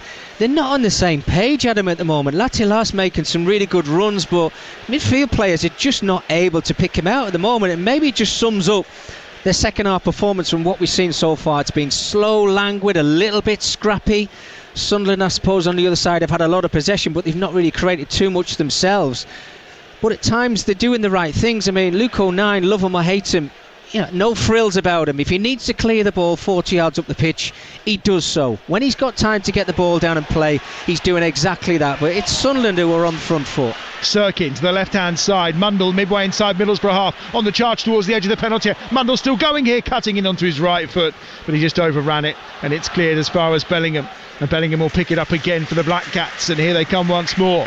Borough under pressure as Dan Neal feeds it to the right-hand side. There's Hume. Roberts on that far touchline. This time he's slightly deeper infield, so he's nearer to the halfway line and can't really charge forward in that manner that he so often likes to. Bellingham out wide to the left-hand side. Here's Romain Mundle again, off the angle of the penalty area on this left-hand side, on his right foot. Gives it to Bellingham. Bellingham to the right-hand side. Much more composed build-up play in this second half from Sunderland so far. Here's Rigg down that right-hand side. Rigg putting the pressure on Morris. Morris gives it back to Clark inside his own penalty area, and Morris will clear from the left-back position on that far side. And then it goes back to Sonny Dieng. Oh, that's gone out of play, hasn't it? This hasn't got the perfect view. He says no, and it will be cleared up towards halfway, but again the pressure's kept on here by Sunderland. Comes loose to Bellingham. Lovely bit of skill from Bellingham to keep hold of the ball under pressure. Then he's caught by Clark. Referee says play on, but in the end I think Patrick Roberts decided he didn't want to play on and will take the free kick instead. Yeah, I mean, it's brilliant, isn't it, from Joe Bellingham. Great feet again, just getting away from his marker. His energy levels have gone up a level in this second 45 minutes. He's making things tick. I think it's a matter of time, Adam, before Middlesbrough and Michael Carrick make changes. It's not happening for them. Isaiah Jones might as well be playing as a right back. He's not able to get over the halfway line. It's the same on that left hand side with Azaz. It's been really sloppy. I expected a lot more from Middlesbrough. Look, they showed spells of it in the first half without the quality in the final third. They've been really poor, and it's all Sunderland at the moment. If they can get a second goal here, they can see the game out. Here's the free kick, and it's taken short. Left-footed ball swung in and around the back post, trying to get a foot on it. Ayling, I think, may have had the final touch, but the referee says no, it's going to be a goal kick. In the meantime, we will get the team news for our Premier League commentary coming at 3 o'clock this afternoon. Spurs against Brentford, and at the Tottenham Hotspur Stadium is your match commentator Ian Danter. And Spurs are unchanged from the North London derby here last Sunday in terms of Premier League. So Bentancur, Kulusevski and Maddison keep their places in midfield. For Brentford, 2 changes. Out go Norgard and the injured Visser from the defeat at Manchester City. In come Yarmolyuk and Carvalho. At the Tottenham Hotspur Stadium, Spurs against Brentford. And that's at 3 o'clock this afternoon. Our exclusive Premier League commentary right here on Talksport 2. Perry Groves will be alongside Ian Danter, and of course Faye will guide you through the build-up and half-time and full-time as well. That's once we're done here at the Stadium of Light, where Sunderland lead Middlesbrough by 1-0. On that far side again, Sunderland now with some room down that right-hand side to go on the charge. Rigg, right-footed ball across edge of the penalty area. Dan Neal's there, couldn't get it out from under his feet, and it'll be cleared away by Aidan Morris. And now the counter possibly on here down this right-hand side. The charge forward is Tommy Conway. Conway still going right-footed, goes to play the ball early, takes a deflection, and it's going to spit out a play on the far side for what will be a throw into Middlesbrough. Well, does it sum up Middlesbrough in the second half? Tommy Conway's got acres of space, does really well to drive up the field, but when he does get into an area, you can see him looking into the 18-yard box. If Latilat's not there, he's got nobody to aim for whatsoever. So slow yourself down, compose yourself, give other players the opportunity to get up the box. They're not the rushing things at the moment, Adam, and I bet this is frustrating the life out of Michael Carrick. You'd feel so. I mean, away from home, they've been so good. They've lost one of their last 8 on the road, and their record against Sunderland is very impressive. Lost one of the last 10 in all competitions, but they're heading for defeat as things stand. They trail by 1-0. Long way to go there. We're only 14 minutes into this second half, and they have some pressure here. Matt Clark's ball across is an early ball, and it's half-headed away that time by 09. And Mundle on this near side will pick it up, and if he skips past the challenge of Ayling, he's already got past Jones. Now he gets it at the second attempt, but he's penalised for the foul on Isaiah Jones. And again, they've tried to take it quickly, and there's a challenge from Latte Lat at the edge of the penalty area. He's already been booked in this game. It was a late challenge as well on Trey Hume. Was it 09 actually, should I say?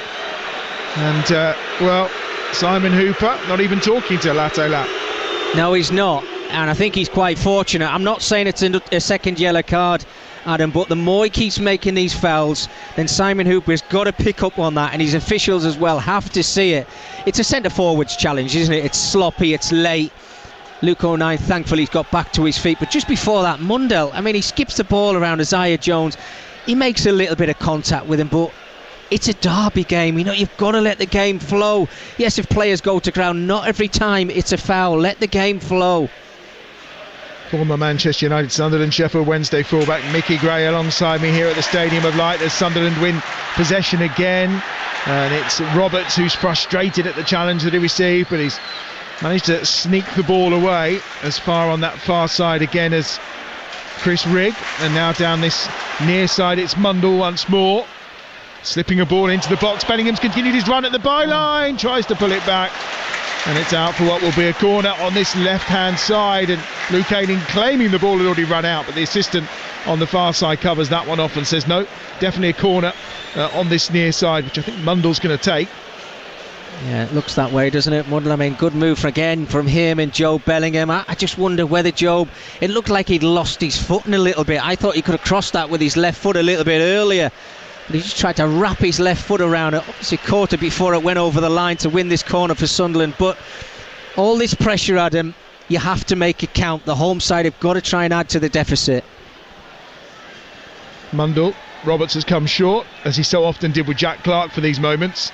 It's Mundle who then lays it out to the edge of the penalty area, maybe trying a shot. O'Neill, he's encouraged to shoot, but in the end he has to do a little dummy and hold the ball up and then feed it out wide to Mundle again on this left-hand side. Mundle, delightful ball right-footed into the penalty spot, and it had headed away for another throw on the far side for Sunderland. Wonderful delivery from Mundle. I mean, what a little talent he is. 21 years of age, Romain Mundle, and we're going to see a change, which is probably no surprise for Middlesbrough. In fact, we're going to see a double change for Middlesbrough. Micah Hamilton is coming on. Fifth substitute appearance of the season for him, and we're also going to see the introduction of Ben Doak, who's on loan from Liverpool, and we've seen the departure of Isaiah Jones. He's on his way down below, and on come the two substitutes for Middlesbrough, who blinked first in this game, and probably no surprise. Yeah, because they're under pressure. Michael needed to make those changes. They need a bit of a spark, Middlesbrough. Ben Doak, yes, coming onto the field, who I think's a real talent. I mean, he's got that burst of pace, he's got the quality, hasn't he? And he needs that spark to get Middlesbrough into gear. Well, he's Ayling, and he's playing around with it in his own penalty area. Luke Ayling, he's got nowhere to go here. He was running into a cul-de-sac for a moment where he was surrounded by red and white shirts, but they have got it out, and now they've got a chance to counter. And that's a really good challenge as well that time. That's coming from Trey Hume. It's excellent to put the brakes on Borges, who was charging forward, and now on that far side it's Clark who picks it up again for Middlesbrough. What an open game we've got on our hands here. Micah Hamilton has gone in on that left hand side then. That's still up top. Conway has come over on the right hand side, so Finn Azaz, the other player who's departed, and Doak. So it looks like they're almost now playing more of a 4-4-2, it would appear, but we'll see Conway maybe pushed on a little bit more with Latte. Yeah, I think you're right, Adam. They've just got to make something happen, Middlesbrough, in that final third. They've been so disappointing. I mean, what I was going to say, they can't get any worse, and I think with Doak and Hamilton coming onto the field, it's going to give them that spark. And here's Doak round the corner, terrific pace to the byline. It has to be put behind for a corner. Immediately Ben Doak getting into areas where Isaiah Jones, aside from the first kind of 15-20 minutes, he hasn't. Yeah. And Doak straight there. No, absolutely. That's what he brings, Doak. He doesn't care if he's got the ball. He's running off the ball with his pace. Is excellent, and we know he's got the quality in that final third, and that's what Middlesbrough have been missing. He's going to take this corner as well, so he's getting involved. He is taking it short to Hamilton, the other substitute. Back to Doak. Now to Hamilton once more. Tees it up at the edge of the box for Hackney, who's having a day to forget, really, because that's a weak shot. Mundle will charge this one down, but it will spin into touch on this near side. Worth remembering, Mickey, they've only scored 2 goals from open play this season, Middlesbrough, and that's their big problem, isn't it? Well, I think it's there for us to see right now, Adam. The quality is not there in the final third. I mean, we can big him up before the game. Latila, who I think is one of the best strikers in the Championship. But if you don't get your strikers service, they're not going to be able to put the ball in the back of the net. And it winds me up, because I know Michael likes to play a style of football, but they score goals. Since Michael's been at Middlesbrough, they score goals. And at the moment, in that final third, it's like a lack of ideas. Sunderland have possession inside their own half. Elsewhere on the 12:30 kickoffs today, Norwich lead Watford 3-1 now, and a reminder it's still 3-0 to Chelsea against West Ham at the London Stadium. That game live right now over on Talksport. If you are listening via the Talksport app, of course you can swipe between stations and listen to the commentaries as well, or other stations there as well, Virgin Radio, Times Radio, etc. too, if you would like to have a listen. Here comes Sunderland again towards the edge of the penalty area. Roberts with a nice run, looks for the layoff and tries to get it back at the edge of the box to fire in a shot, but on this occasion it's blocked out for Middlesbrough. And it's down this left-hand side with Sirkin now. Sirkin feeding it to Mundle, who just flicks it first time with his right boot and then chases after it to try and get the better of young Ben Doak, who's come on to try and look after him in the second half. Lovely 1-2 to Mundle. It was difficult to control, but he's done it well. Here's Roberts out on this left-hand side this time. Bellingham tries to bend one high and wide of the crossbar away to our left-hand side. So it remains here 1-0 to Sunderland. The other games as well, QPR 1, Millwall 1 in the Championship. The early kick-off, Exeter 2, Stevenage 0. Still goalless between Lincoln City and Wigan. And then in League 2, it's Accrington Stanley 2, Port Vale 0, Chesterfield 1, Cheltenham 1. And in the Women's Super League, of course, we had an earlier kick-off there. The game between Manchester United and West Ham at Old Trafford. That's 3-0 to Manchester United in stoppage time. And Brighton lead Everton 3-0 as well. So regardless, for Everton fans, whether it's the men's team or the women's team, they're not very good at them, it would appear. Opening day of the WSL, of course, and we've got live commentary tomorrow from the WSL, this time right here on Talksport 2, when we'll be featuring the game between Arsenal and Manchester City. Here come Middlesbrough again into the edge of the penalty area with Micah Hamilton, and it's just snuffed out and will be a goal kick to Sunderland away to our right hand side. Well, I mean, what do you do if you're Michael Carrick in Middlesbrough? I know he's made those two changes, positive changes, in bringing in Ben Doak and Micah Hamilton as well, but I just think the style's got to change. You've got to maybe think, OK, yes, we're in a derby game at the moment and we've got to now take the game to Sunderland, but how can we mix it up? Can we get the ball into those wide areas a lot quicker, or do they actually go and maybe put two strikers up top and just give themselves a more of a fighting chance to just grab something out of the game, Adam? But I don't know if you're on the same page as me, but I expected more from them. I really did. A lot of possession with no end product. Really poor. Well, they had a terrific opening 20 minutes, didn't they? But it's kind of gone off the boil since then. My worry all along was the fact that 6 goals, 2 penalties and 1 own goal tells you that from open play they're not that prolific, and that seems to be the big issue as well, because a couple of those were headers from Matt Clark as well, which kind of sells its own story. But you hope Tommy Conway would just provide that, but they've not been at their best today, Middlesbrough, that's for sure. And the one who's probably disappointed me the most is Hayden Hackney, who's on the ball now. He keeps possession this time, but time and time again today some of his passing has been pretty woeful. Really scrappy in that midfield area as well, of somebody who's got real quality as well. And as you mentioned, Tommy Conway, I don't want to see him crossing the ball. I want to see him driving into the box and scoring goals for his team. Here's Hackney again, midway inside the Sunderland half, as Middlesbrough look to try and build some pressure here in search of that equalising goal. It's Matt Clark who's in the wide area down the left-hand side, the centre half, but it's back with Hackney again in the middle. Now to the right-hand side where he finds Luke Ayling. Ayling down this near side to Doak. Doak looking to go on the charge. He'll probably feed it back to Ayling. Instead he goes to the edge of the penalty area where Morris is there. Lays it off to Edmondson. Here's Hackney again. Hackney finds Doak down this right hand side. Into the penalty area this time is Morris. On his left foot he tries the shot, but it opened up a nice angle for him. He's put it well wide of the right hand post of Anthony Patterson, but it was a nice bit of build-up play involving Ben Doak and Aidan Morris again, but still nothing on target for Middlesbrough. It's much improved, isn't it? Nice possession from Middlesbrough around the edge of the 18-yard area, shifting the ball from the left to the right-hand side, and probably Middlesbrough's best player in Aidan Morris in that first 45 minutes. He was the one who found himself in space in the 18-yard area there. Obviously fell to his weaker left foot. I think there was just a slight little bit of contact with him there, and it just scuffed his shot a little bit, but it's better from Middlesbrough. We need to see more of that.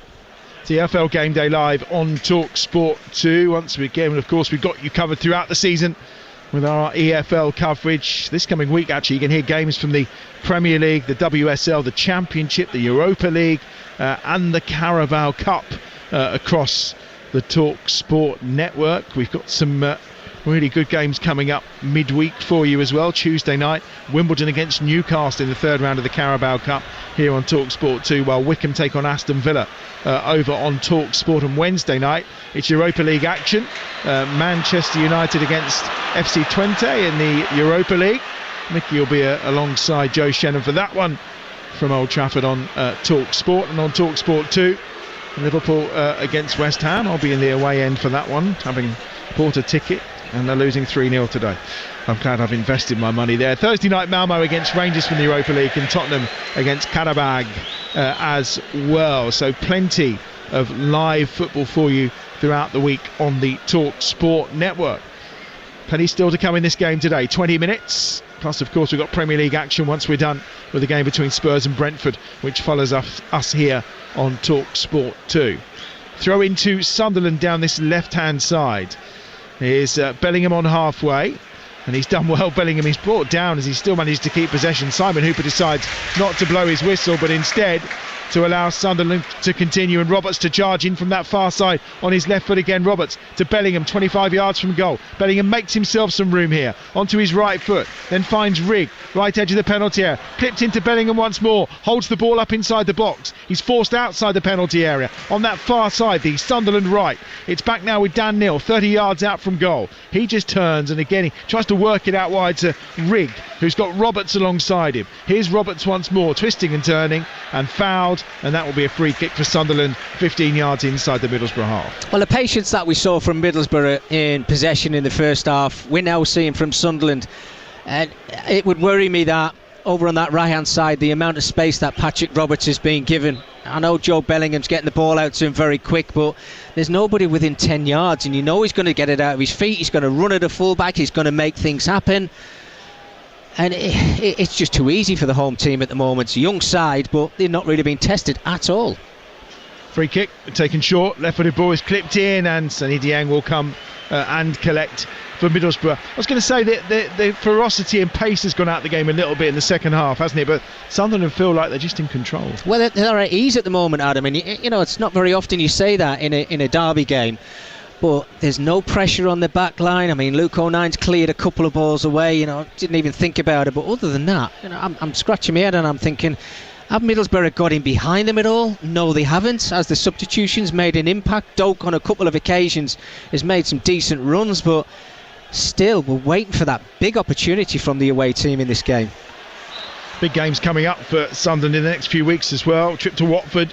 Home games against Derby and Leeds here at the Stadium of Light before taking on Hull and Luton as well. So in the coming weeks we'll see very much what they're made of. At that point we'll be 11 games into the season, so nearly a quarter of the way through, and we'll have a very clear picture as to what Sunderland are made of and whether they really are contenders for a place in the Premier League for next season under Reggie Lebris. And again, I don't need to tell you who's just played the most awful pass from midway inside the Sunderland half. I don't know who he was trying to pick out, but if Hayden Hackney isn't taken off, I'd be really surprised. That was awful again. Yeah. There's just no thought in the pass whatsoever, is there, Adam? And you're right. I think he needs to come off the field. I don't think it's going to happen right now. There is going to be a substitution, and it's Latila of everybody who's coming off. And I thought Michael might have changed and left two up top. But he makes that change, and for his sake, he's just hoping that there's a spark from somebody in a Middlesbrough shirt in the remaining moments of this game. Yeah, the Dutch-born Delano Bergzog is coming on, scored in the League Cup against Leeds. He was at Huddersfield on loan last season, 7 goals in his 33 appearances, so he will come on and go up top for Middlesbrough alongside Tommy Conway. And it's cleared away to our right-hand side by Patterson, helped on its way, and neither side have been 100% convincing today, but certainly this second half is a much more measured and controlled performance from this Sunderland side, who lead by a goal to nil. EFL Game Day Live on Talksport 2. Mickey and I were trying to work out earlier on where we're both going to catch the boxing tonight. Anthony Joshua, Daniel Dubois for the IBF heavyweight title at Wembley Stadium. 96,000 people will be there, and many more will be listening to Talksport because we've got it live for you tonight. Coverage here on Talksport gets underway from 9 o'clock. The undercard as well, of course, is going to be on Talksport 2 once the football's out the way today, and there's some cracking fights on the undercard as well. Josh Warrington amongst those, so worth catching it all if you can. And here's Conway into the edge of the penalty area. Hamilton just lays it off to Edmondson, and again they're overplaying here at the edge of the penalty area, Middlesbrough. You almost felt someone needs to get a shot away, but instead we've had 5 or 6 sideways passes, and it's allowed Mike Hamilton to be pushed further away from the penalty area. They're back in again down this right hand side with Doak onto his left foot, edge of the penalty area. Edmondson just stabs it forward towards Morris, who's crowded out by Bellingham, and that's going to go out of play for what should be a corner to Middlesbrough down this right hand side. I mean, how many passes do you want to make before you actually create an opportunity? And in Middlesbrough's case here, 15, 16 passes around the edge of the 18-yard box. Put the ball in the box and make something happen, and just doing everything wrong today. I mean, I didn't think Middlesbrough had been this poor this season, but this has not been a good second half, I can tell you. It hasn't, but they're still only a goal behind, and with 15 minutes remaining, there tends to be drama in these games, of course. Sunderland managed to sneak a very late equaliser, 83 minutes, when they met at the Riverside last season. Nazari Rusin was the scorer on that occasion. Of course, here last time it was a 4-0 rout for Middlesbrough. They've got a corner on this near side. That's headed away. Everyone's back defending. There is nobody up for Sunderland. It's with Seni Dieng, who's just inside his own half with the ball at feet. Comes to the right hand side where Morris is there, and the American, a couple of international appearances during the international break, hasn't scored since a game against DC United back in April when he was at Columbus Crew. This ball forward is cleared away by Hume on that far side. It's brilliantly done as well, because he finds Chris Rigg just inside the Middlesbrough half. He finds Dan Neal, and in space on this near side once more is Romain Mundell, but his little clip forward that time wasn't the best to try and find Bellingham, and it's Hackney who sweeps up at the back with a little help from Edmondson for Middlesbrough. And they'll play out down this right hand side with Ayling. Ayling goes back inside his own penalty area where Clark's there, closed down by Patrick Roberts, and it's with Dieng and away down that left hand side. Decent build-up play from the back for Middlesbrough, and then it's given away by Borges. Immediately, it's so poor, that pass, and it comes across to the edge of the penalty area, and Mayenda's there, and it's a penalty, is it? And the card's coming out as well. There's a free kick at the edge of the box. Yes, it is. Oh, it's literally half a yard outside the penalty area that Mayenda's been upended, right in the middle of the goal, and it's going to be a free kick for Sunderland. And they're just saying to Simon, are you sure that wasn't in the box? And where did that move start from, Adam? Again, Middlesbrough giving the ball away in that left-back position. No pressure on the player whatsoever. Borges in that left-back position there. And when Sunderland win the ball, you can see they're driving towards the edge of the 18-yard box. They end up picking the ball up there. And Matty Clark, of all players, centre-half, thankfully for him, it's inches outside of the 18-yard box. I thought it could have been a penalty. It is the right call, but this is a massive chance. And talked about that possession that Middlesbrough have had. They've got to try and make that count if they possibly can. Add to the lead they've already got and see out this game, because there's only one side in it at the moment. Well, let's see who's going to line up and fancies their chances. I think Roberts is eyeing it with his left foot. Mayenda is eyeing it with his right foot. It is literally half a yard outside the penalty area. It's within the D at the edge of the box. There's 6 in the wall. There's 3 in a Sunderland wall as well. Who's going to get the vote? It's Mayenda! Oh, he's hit the woodwork. It's a terrific free kick, and it cannons back off the right-hand post of Seni Dieng. Bellingham's picked up the loose ball. Here's Neal. Gives it short again, Neal. Once more in the middle of the park. It's Rigg with possession. Roberts on that far side. Going to take on Borges, the man who gave away the ball that led to that Sunderland free kick. Oh, Roberts is past him, and he tries to get into the box past Hackney. He's still going, Roberts goes down. There is a little shove from Hackney, but again, Simon Hooper says not enough contact for a penalty and waves it away. Sunderland have it on halfway. Here they come again down this left-hand side with Sirkin dispossessed by Ayling on this occasion. And now out wide on this near side, it's Doak. And they're trying to attack on the counter here, Middlesbrough. Doak, he's got Ayling outside him. Still going though, but he's run in on that occasion on this left-hand side to Chris Rigg, and then there's a foul afterwards from Doak, and the referee gives the free kick, and there's a few words exchanged as well between Rigg and Doak.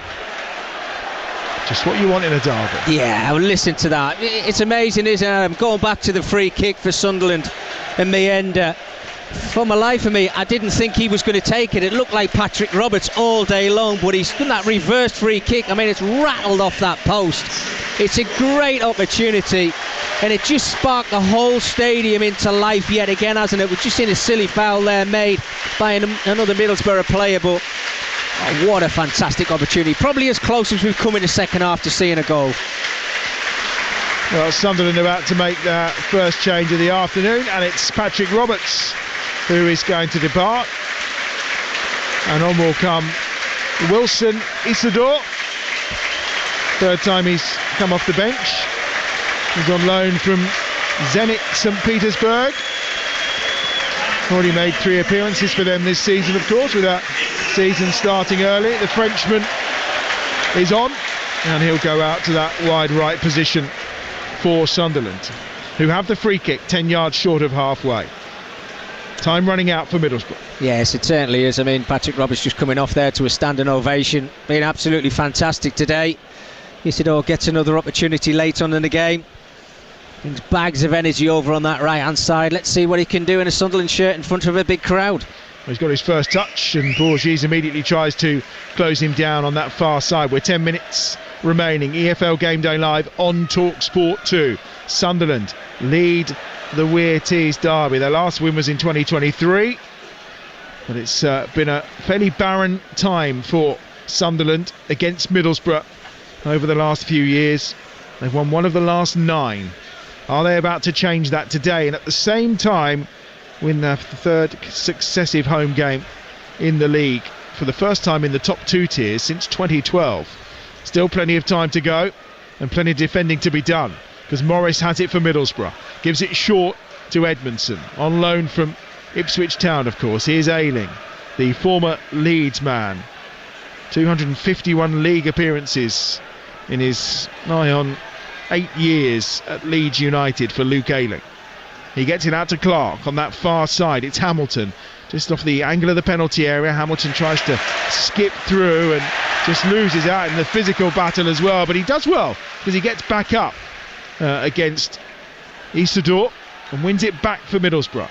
And Hackney will play it to Edmondson, and on this right hand side Ayling has it. Doka's dropped in short to try and gather possession as Middlesbrough just try and tease and find a way through this Sunderland back line. They're at the edge of their penalty area now with Doak, who tries to play it through the legs that time of Sirkin. Sirkin then will do well to just physically hold Doak off and hack it clear over halfway, and Seny Dieng will look to mount another attack for Middlesbrough. Yeah, they've just got to throw everything at that they possibly can. Middlesbrough now at this back line of Sunderland, who've, let's be honest with you, not been asked enough questions, have they? Hamilton, Bergzorg and Doak, what can they come up with in this last 10 minutes? Yes, if they can come away with anything today, you'd have to say it was stealing points away from Sunderland, who've been by far the better side of the two. But this is Championship football for you. Still a long way to go in this game. Clark to the right finds the experienced Ayling again, who's trying to drive his side forward here. Been given the captain's armband, of course, in the absence of Johnny Howson, who's out injured at the moment for Middlesbrough. That's a terrible pass from Matt Clark to Bourges, just 5 or 6 yards too far in front of him. There's 42,700 odds in the Stadium of Light today, and boy have they made some noise. And you know what, we came here a couple of seasons ago when, you know, it was Charlton here and only half the stadium was open in League One, and yet here we are today in the Championship, over 42,000. It's fantastic to see. It's brilliant, and I think they're all on side with the new manager, the style of football that he's brought to Sunderland this season as well, Adam, and they're enjoying themselves. You know, it feels like they've got their football club back, and it's great to see, isn't it? 42,870 odd here, I think, today, and we're just on the attack here as well, but not really heard 2,500 of them, which is the Middlesbrough support, because they've had nothing to cheer. Yeah, well, hard work from Delano. Bergzorg there trying to close down Chris Mepham, and in the end it's a throw for Sunderland on this near side. It was Hackney's ball through to try and set Bergzorg away, but intercepted, and it will be a throw on this near side for Sunderland. And it's Sirkin that's there, and brilliant bit of skill, lovely turn, and he gets it out to Mundle on this near side. Mundle infield just gives it to Dan Neil, and he's going to clip that to the far side to Isidore, who takes it down on his chest, and immediately he's closed down by Borges on that far side. Helped on his way to Mika Hamilton, who goes inside the centre circle and finds Hayden Hackney, who just gets over halfway on this near touchline with Ayling. Hackney again has it once more. Morris wants it, the American, but instead it's with Ayling down this right hand side. Here's Doak, 25-30 yards out from goal, near touchline, short to Ayling as Middlesbrough take the game down to walking pace once more. Doak tries to just slip past Sirkin, and in the end the final touch was off the Middlesbrough winger. Another player who's been outstanding today is Dennis Sirkin. I think as a full-back he's done his job, he's defended really, really well. But when he's been given the opportunity to get into that final third, his quality's been absolutely outstanding. There's a lot of talk over the last few weeks about him, Adam, and I think it's still, one of those players that you're really happy to see, because he's had a long term out last season with injury. But he's back, and he's shown everybody why he's still at this football club. Only 9 championship appearances last season. Scored that terrific header against Sheffield Wednesday. That was his first goal since April 2023. And he scored against West Bromwich Albion. And he's certainly had a terrific start to the campaign for Sunderland. Here's Doak looking to come infield again for Middlesbrough. Poor pass intercepted by Bellingham. Then he and Rigg combine nicely, and Bellingham's got on the charge. If Mayenda can find him, he can't, but he's fouled in the process, and it's going to be a yellow card this time for Morris for his for Doak, should I say, for the foul and his protestations. I mean, the move's fantastic, isn't it? You can see they're enjoying themselves, Sunderland, at the moment. I'm sure that Reggie Labrie would like to still be in a more comfortable position and have that second goal, but you can see the energy levels. They look as if they're a bit sharper and fitter than what Middlesbrough are on. 2 players from Middlesbrough, Adam, you mentioned one before, Hayden Hackney, being really disappointed with him today, and Matt Clark, of all people, experienced guy in the back line of Middlesbrough. He's been sloppy, he's not really been commanding enough for me. Hume swings one towards the back post from that free kick. Bellingham, edge of the penalty area on that right hand side. He's got 2 blue shirts around him, but he still gets it out as far as Chris Rigg. 17-year-old still out there doing his thing for Sunderland. That's a short pass that Sirkin will get to and just clip it up in the air, and Sonny Diang will be able to gather it away to our left hand side. A reminder, in the Premier League still Chelsea 3, West Ham 0, Norwich 3, Watford 1, the early kick-off in the Championship. Queen's Park Rangers 1, Millwall 1 in League 1, Exeter 2, Stevenage 0.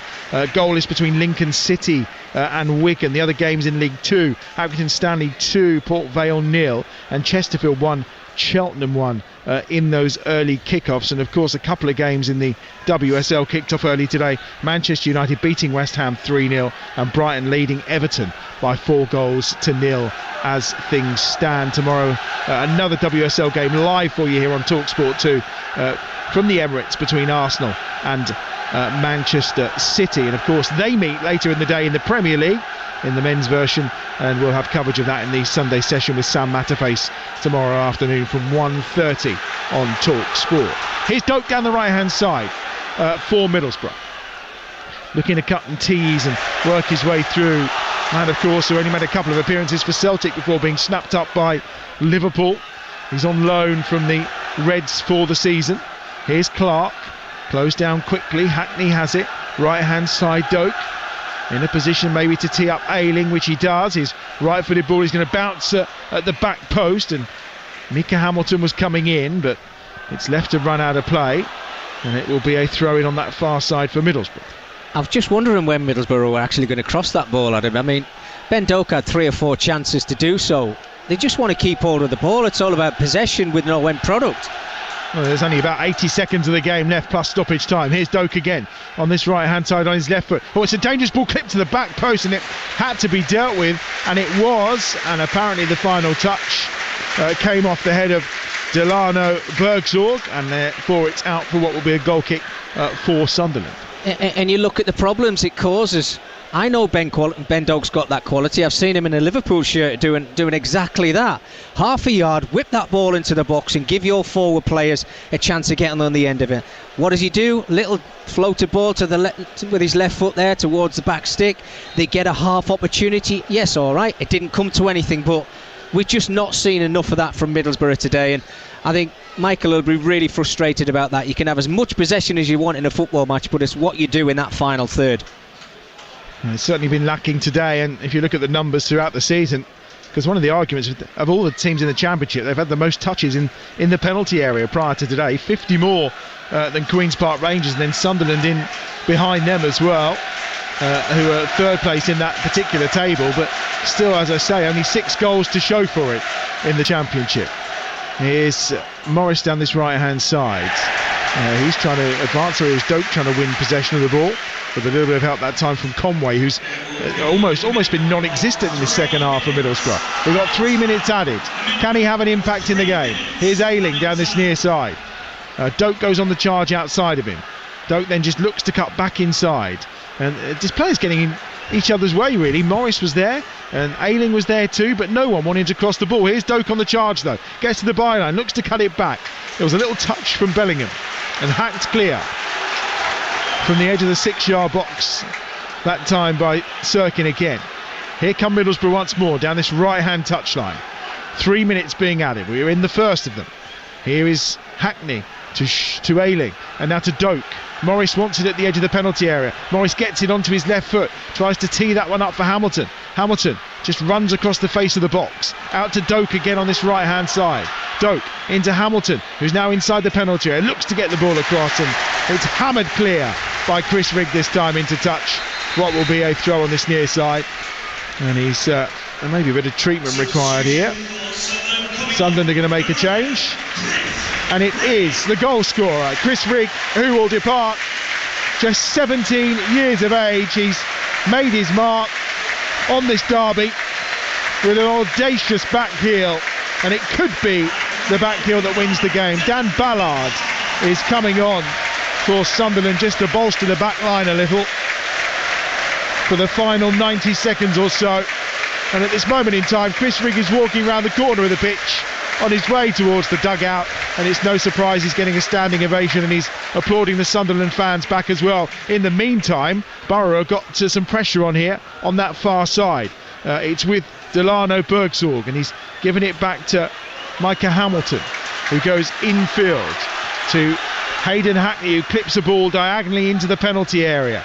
The header away comes out on this near side to Romain Mundle, who's got the pressure on Doak, but Doak does well to get away. Oh, sliding, crunching challenge, but Middlesbrough have it inside the penalty area. Bergsorg has it, and it's going to be cleared away down this left-hand side by Luke O'Nien, up over halfway to try and find Mayenda, and it's into touch for a Sunderland throw, and Mayenda, having won the throw for his side, just punches the air with delight, because he knows when the last 30 seconds of time added on. Well, Middlesbrough were always going to try and throw the kitchen sink at Sunderland in the final few minutes of this game, weren't they? And had half an opportunity, and it all seems to be coming through Ben Doak, but at times I think he's just got to put that ball into the box without even thinking about it. But great defending. It's never easy as a centre-half like Dan Ballard's just come onto the field there, wins his challenge. Luke O'Nien there to sweep it all up, just to play that ball down the line, and there's no rush now taking this throw in. They've just seen out these final seconds of the game, and this will be a massive 3 points for the home team. They take the throw towards the edge of the penalty area. Seni Dieng will gather it up, and will he launch it forward for Middlesbrough? You can hear the Sunderland supporters. Simon Hooper, all eyes on him around the centre circle. Launched forward and headed clear that time by Mepham. He's got Ballard now tucked in alongside him in that Sunderland back line. The whistles for Simon Hooper to raise his whistle to his lips. Doak goes up for the header, and it's out for a throw to Middlesbrough down this right-hand side. Doak is on the floor, and he may need some treatment here. He's claiming he was elbowed in the face, I think, or at least caught. We've almost had 4 added minutes. There are only 3 prescribed initially by referee Simon Hooper. It will be a throw-in on this right-hand side for Middlesbrough. It's about 25 yards out from goal. Ayling will take it. Short to Doak. It's back with Ayling once more. On his left foot, he's going to swing a ball towards that back post. It's going to need a big header out. It comes out as far as Morris, into Clark, edge of the penalty area. Thinking about the shot was Bergsorg, and there's the whistle. Simon Hooper blows the whistle, and the Stadium of Light erupts. They've won a game against Middlesbrough, only their second in the last 10 in all competitions, and it's the hometown hero, Chris Rigg, who's provided the goal in the opening 45 minutes. The most audacious and skillful back heel after he rounded Seny Dieng from a tight angle. He's just 17 years of age. He's Sunderland's youngest ever goal scorer, and now he's delivered in the Wear Tees derby. A local lad in a local derby, and it's his goal that's won the points for Sunderland. They'll be heading back to work on Monday with smiles on their faces. The Stadium of Light's been vibrant and alive, and Middlesbrough will head the 23 miles back to Teesside with their tails between their legs. Only a goal, but they dominated the game here. Chris Regg the goal scorer, and Sunderland have the 3 points, and for the first time in 12 years in the top 2 flights, they've won their first 3 home games of a league season. It's a terrific win for Sunderland. It's finished at the Stadium of Light. Sunderland 1, Middlesbrough 0. It was a terrific win and a terrific game as well. It almost felt like it deserved more goals, Mickey. It did, certainly in the second half as well, Faye. I think Sunderland were dominant in that second 45 minutes. Apart from hitting the post, they didn't really have that clear-cut opportunity. Dominated possession, got the ball into better areas. I've got to say, I was expecting a lot more from Michael Carrick in Middlesbrough. I really was, but they were so lacklustre in that final third, and nothing seemed to happen for them today. And I think it's back to the drawing board for Michael in Middlesbrough, and he's got to find a way of putting the ball in the back of the net. They've not scored enough goals this season. No, they haven't, and we said that had been, their problem. They've got fantastic strikers, but they're just not doing it in the final third. They're getting the ball into the final third, but just not able for that last little bit. What does he do with them on the training ground to help that? You've just got to try something different, Faye. It's worked for Michael over the last 2 seasons. I think he's got to just try and find that formula, because we did the build-up to the game and we built up Latila. I think he's one of the best strikers in the Championship. Isaiah Jones on the right-hand side. There isn't many better players than him on that right-hand side in the Championship with the pace and the quality that he's got. But they didn't look at it today. There was something missing, and Azaz as well on the left-hand side. I mean, they changed it. They brought Bergzorg, Hamilton and Ben Doak onto the field as well, and nothing really changed for them. But that's taken nothing away from Sunderland, who I thought were absolutely outstanding today, deserved the 3 points. And Reggie Labrie, he's got something going at this football club. That's no goals conceded at home. They've won all of the games at home. That's absolutely fantastic, and if they keep winning away, they're going to go close, and nobody expected that at the beginning of the season. Absolutely fantastic. I wonder whether that win is going to make him change his mind over whether that was a derby or not. Exactly. I mean, the atmosphere, I have to say, Faye, before kick-off today was absolutely electric. Middlesbrough supporters were getting involved in that as well, but as soon as the game started and the first goal went in from Sunderland, and what a goal that was, it was all about Sunderland. And could they get that second? They could never be at ease in this game. It never can be when it's 1-0. They were searching for that second goal, didn't come, but I think overall the better side have won today. Yeah, without a shadow of a doubt. Thank you very much for your company as always, Mickey. It's been an absolute pleasure. Thank you. Safe journey home, and to Adam Bridge as well. We'll hear from both Reggie Labrie and Michael Carrick throughout the day on Talksport when you round up all of the results from the day, and I'll round up the rest of the results today. Still some games.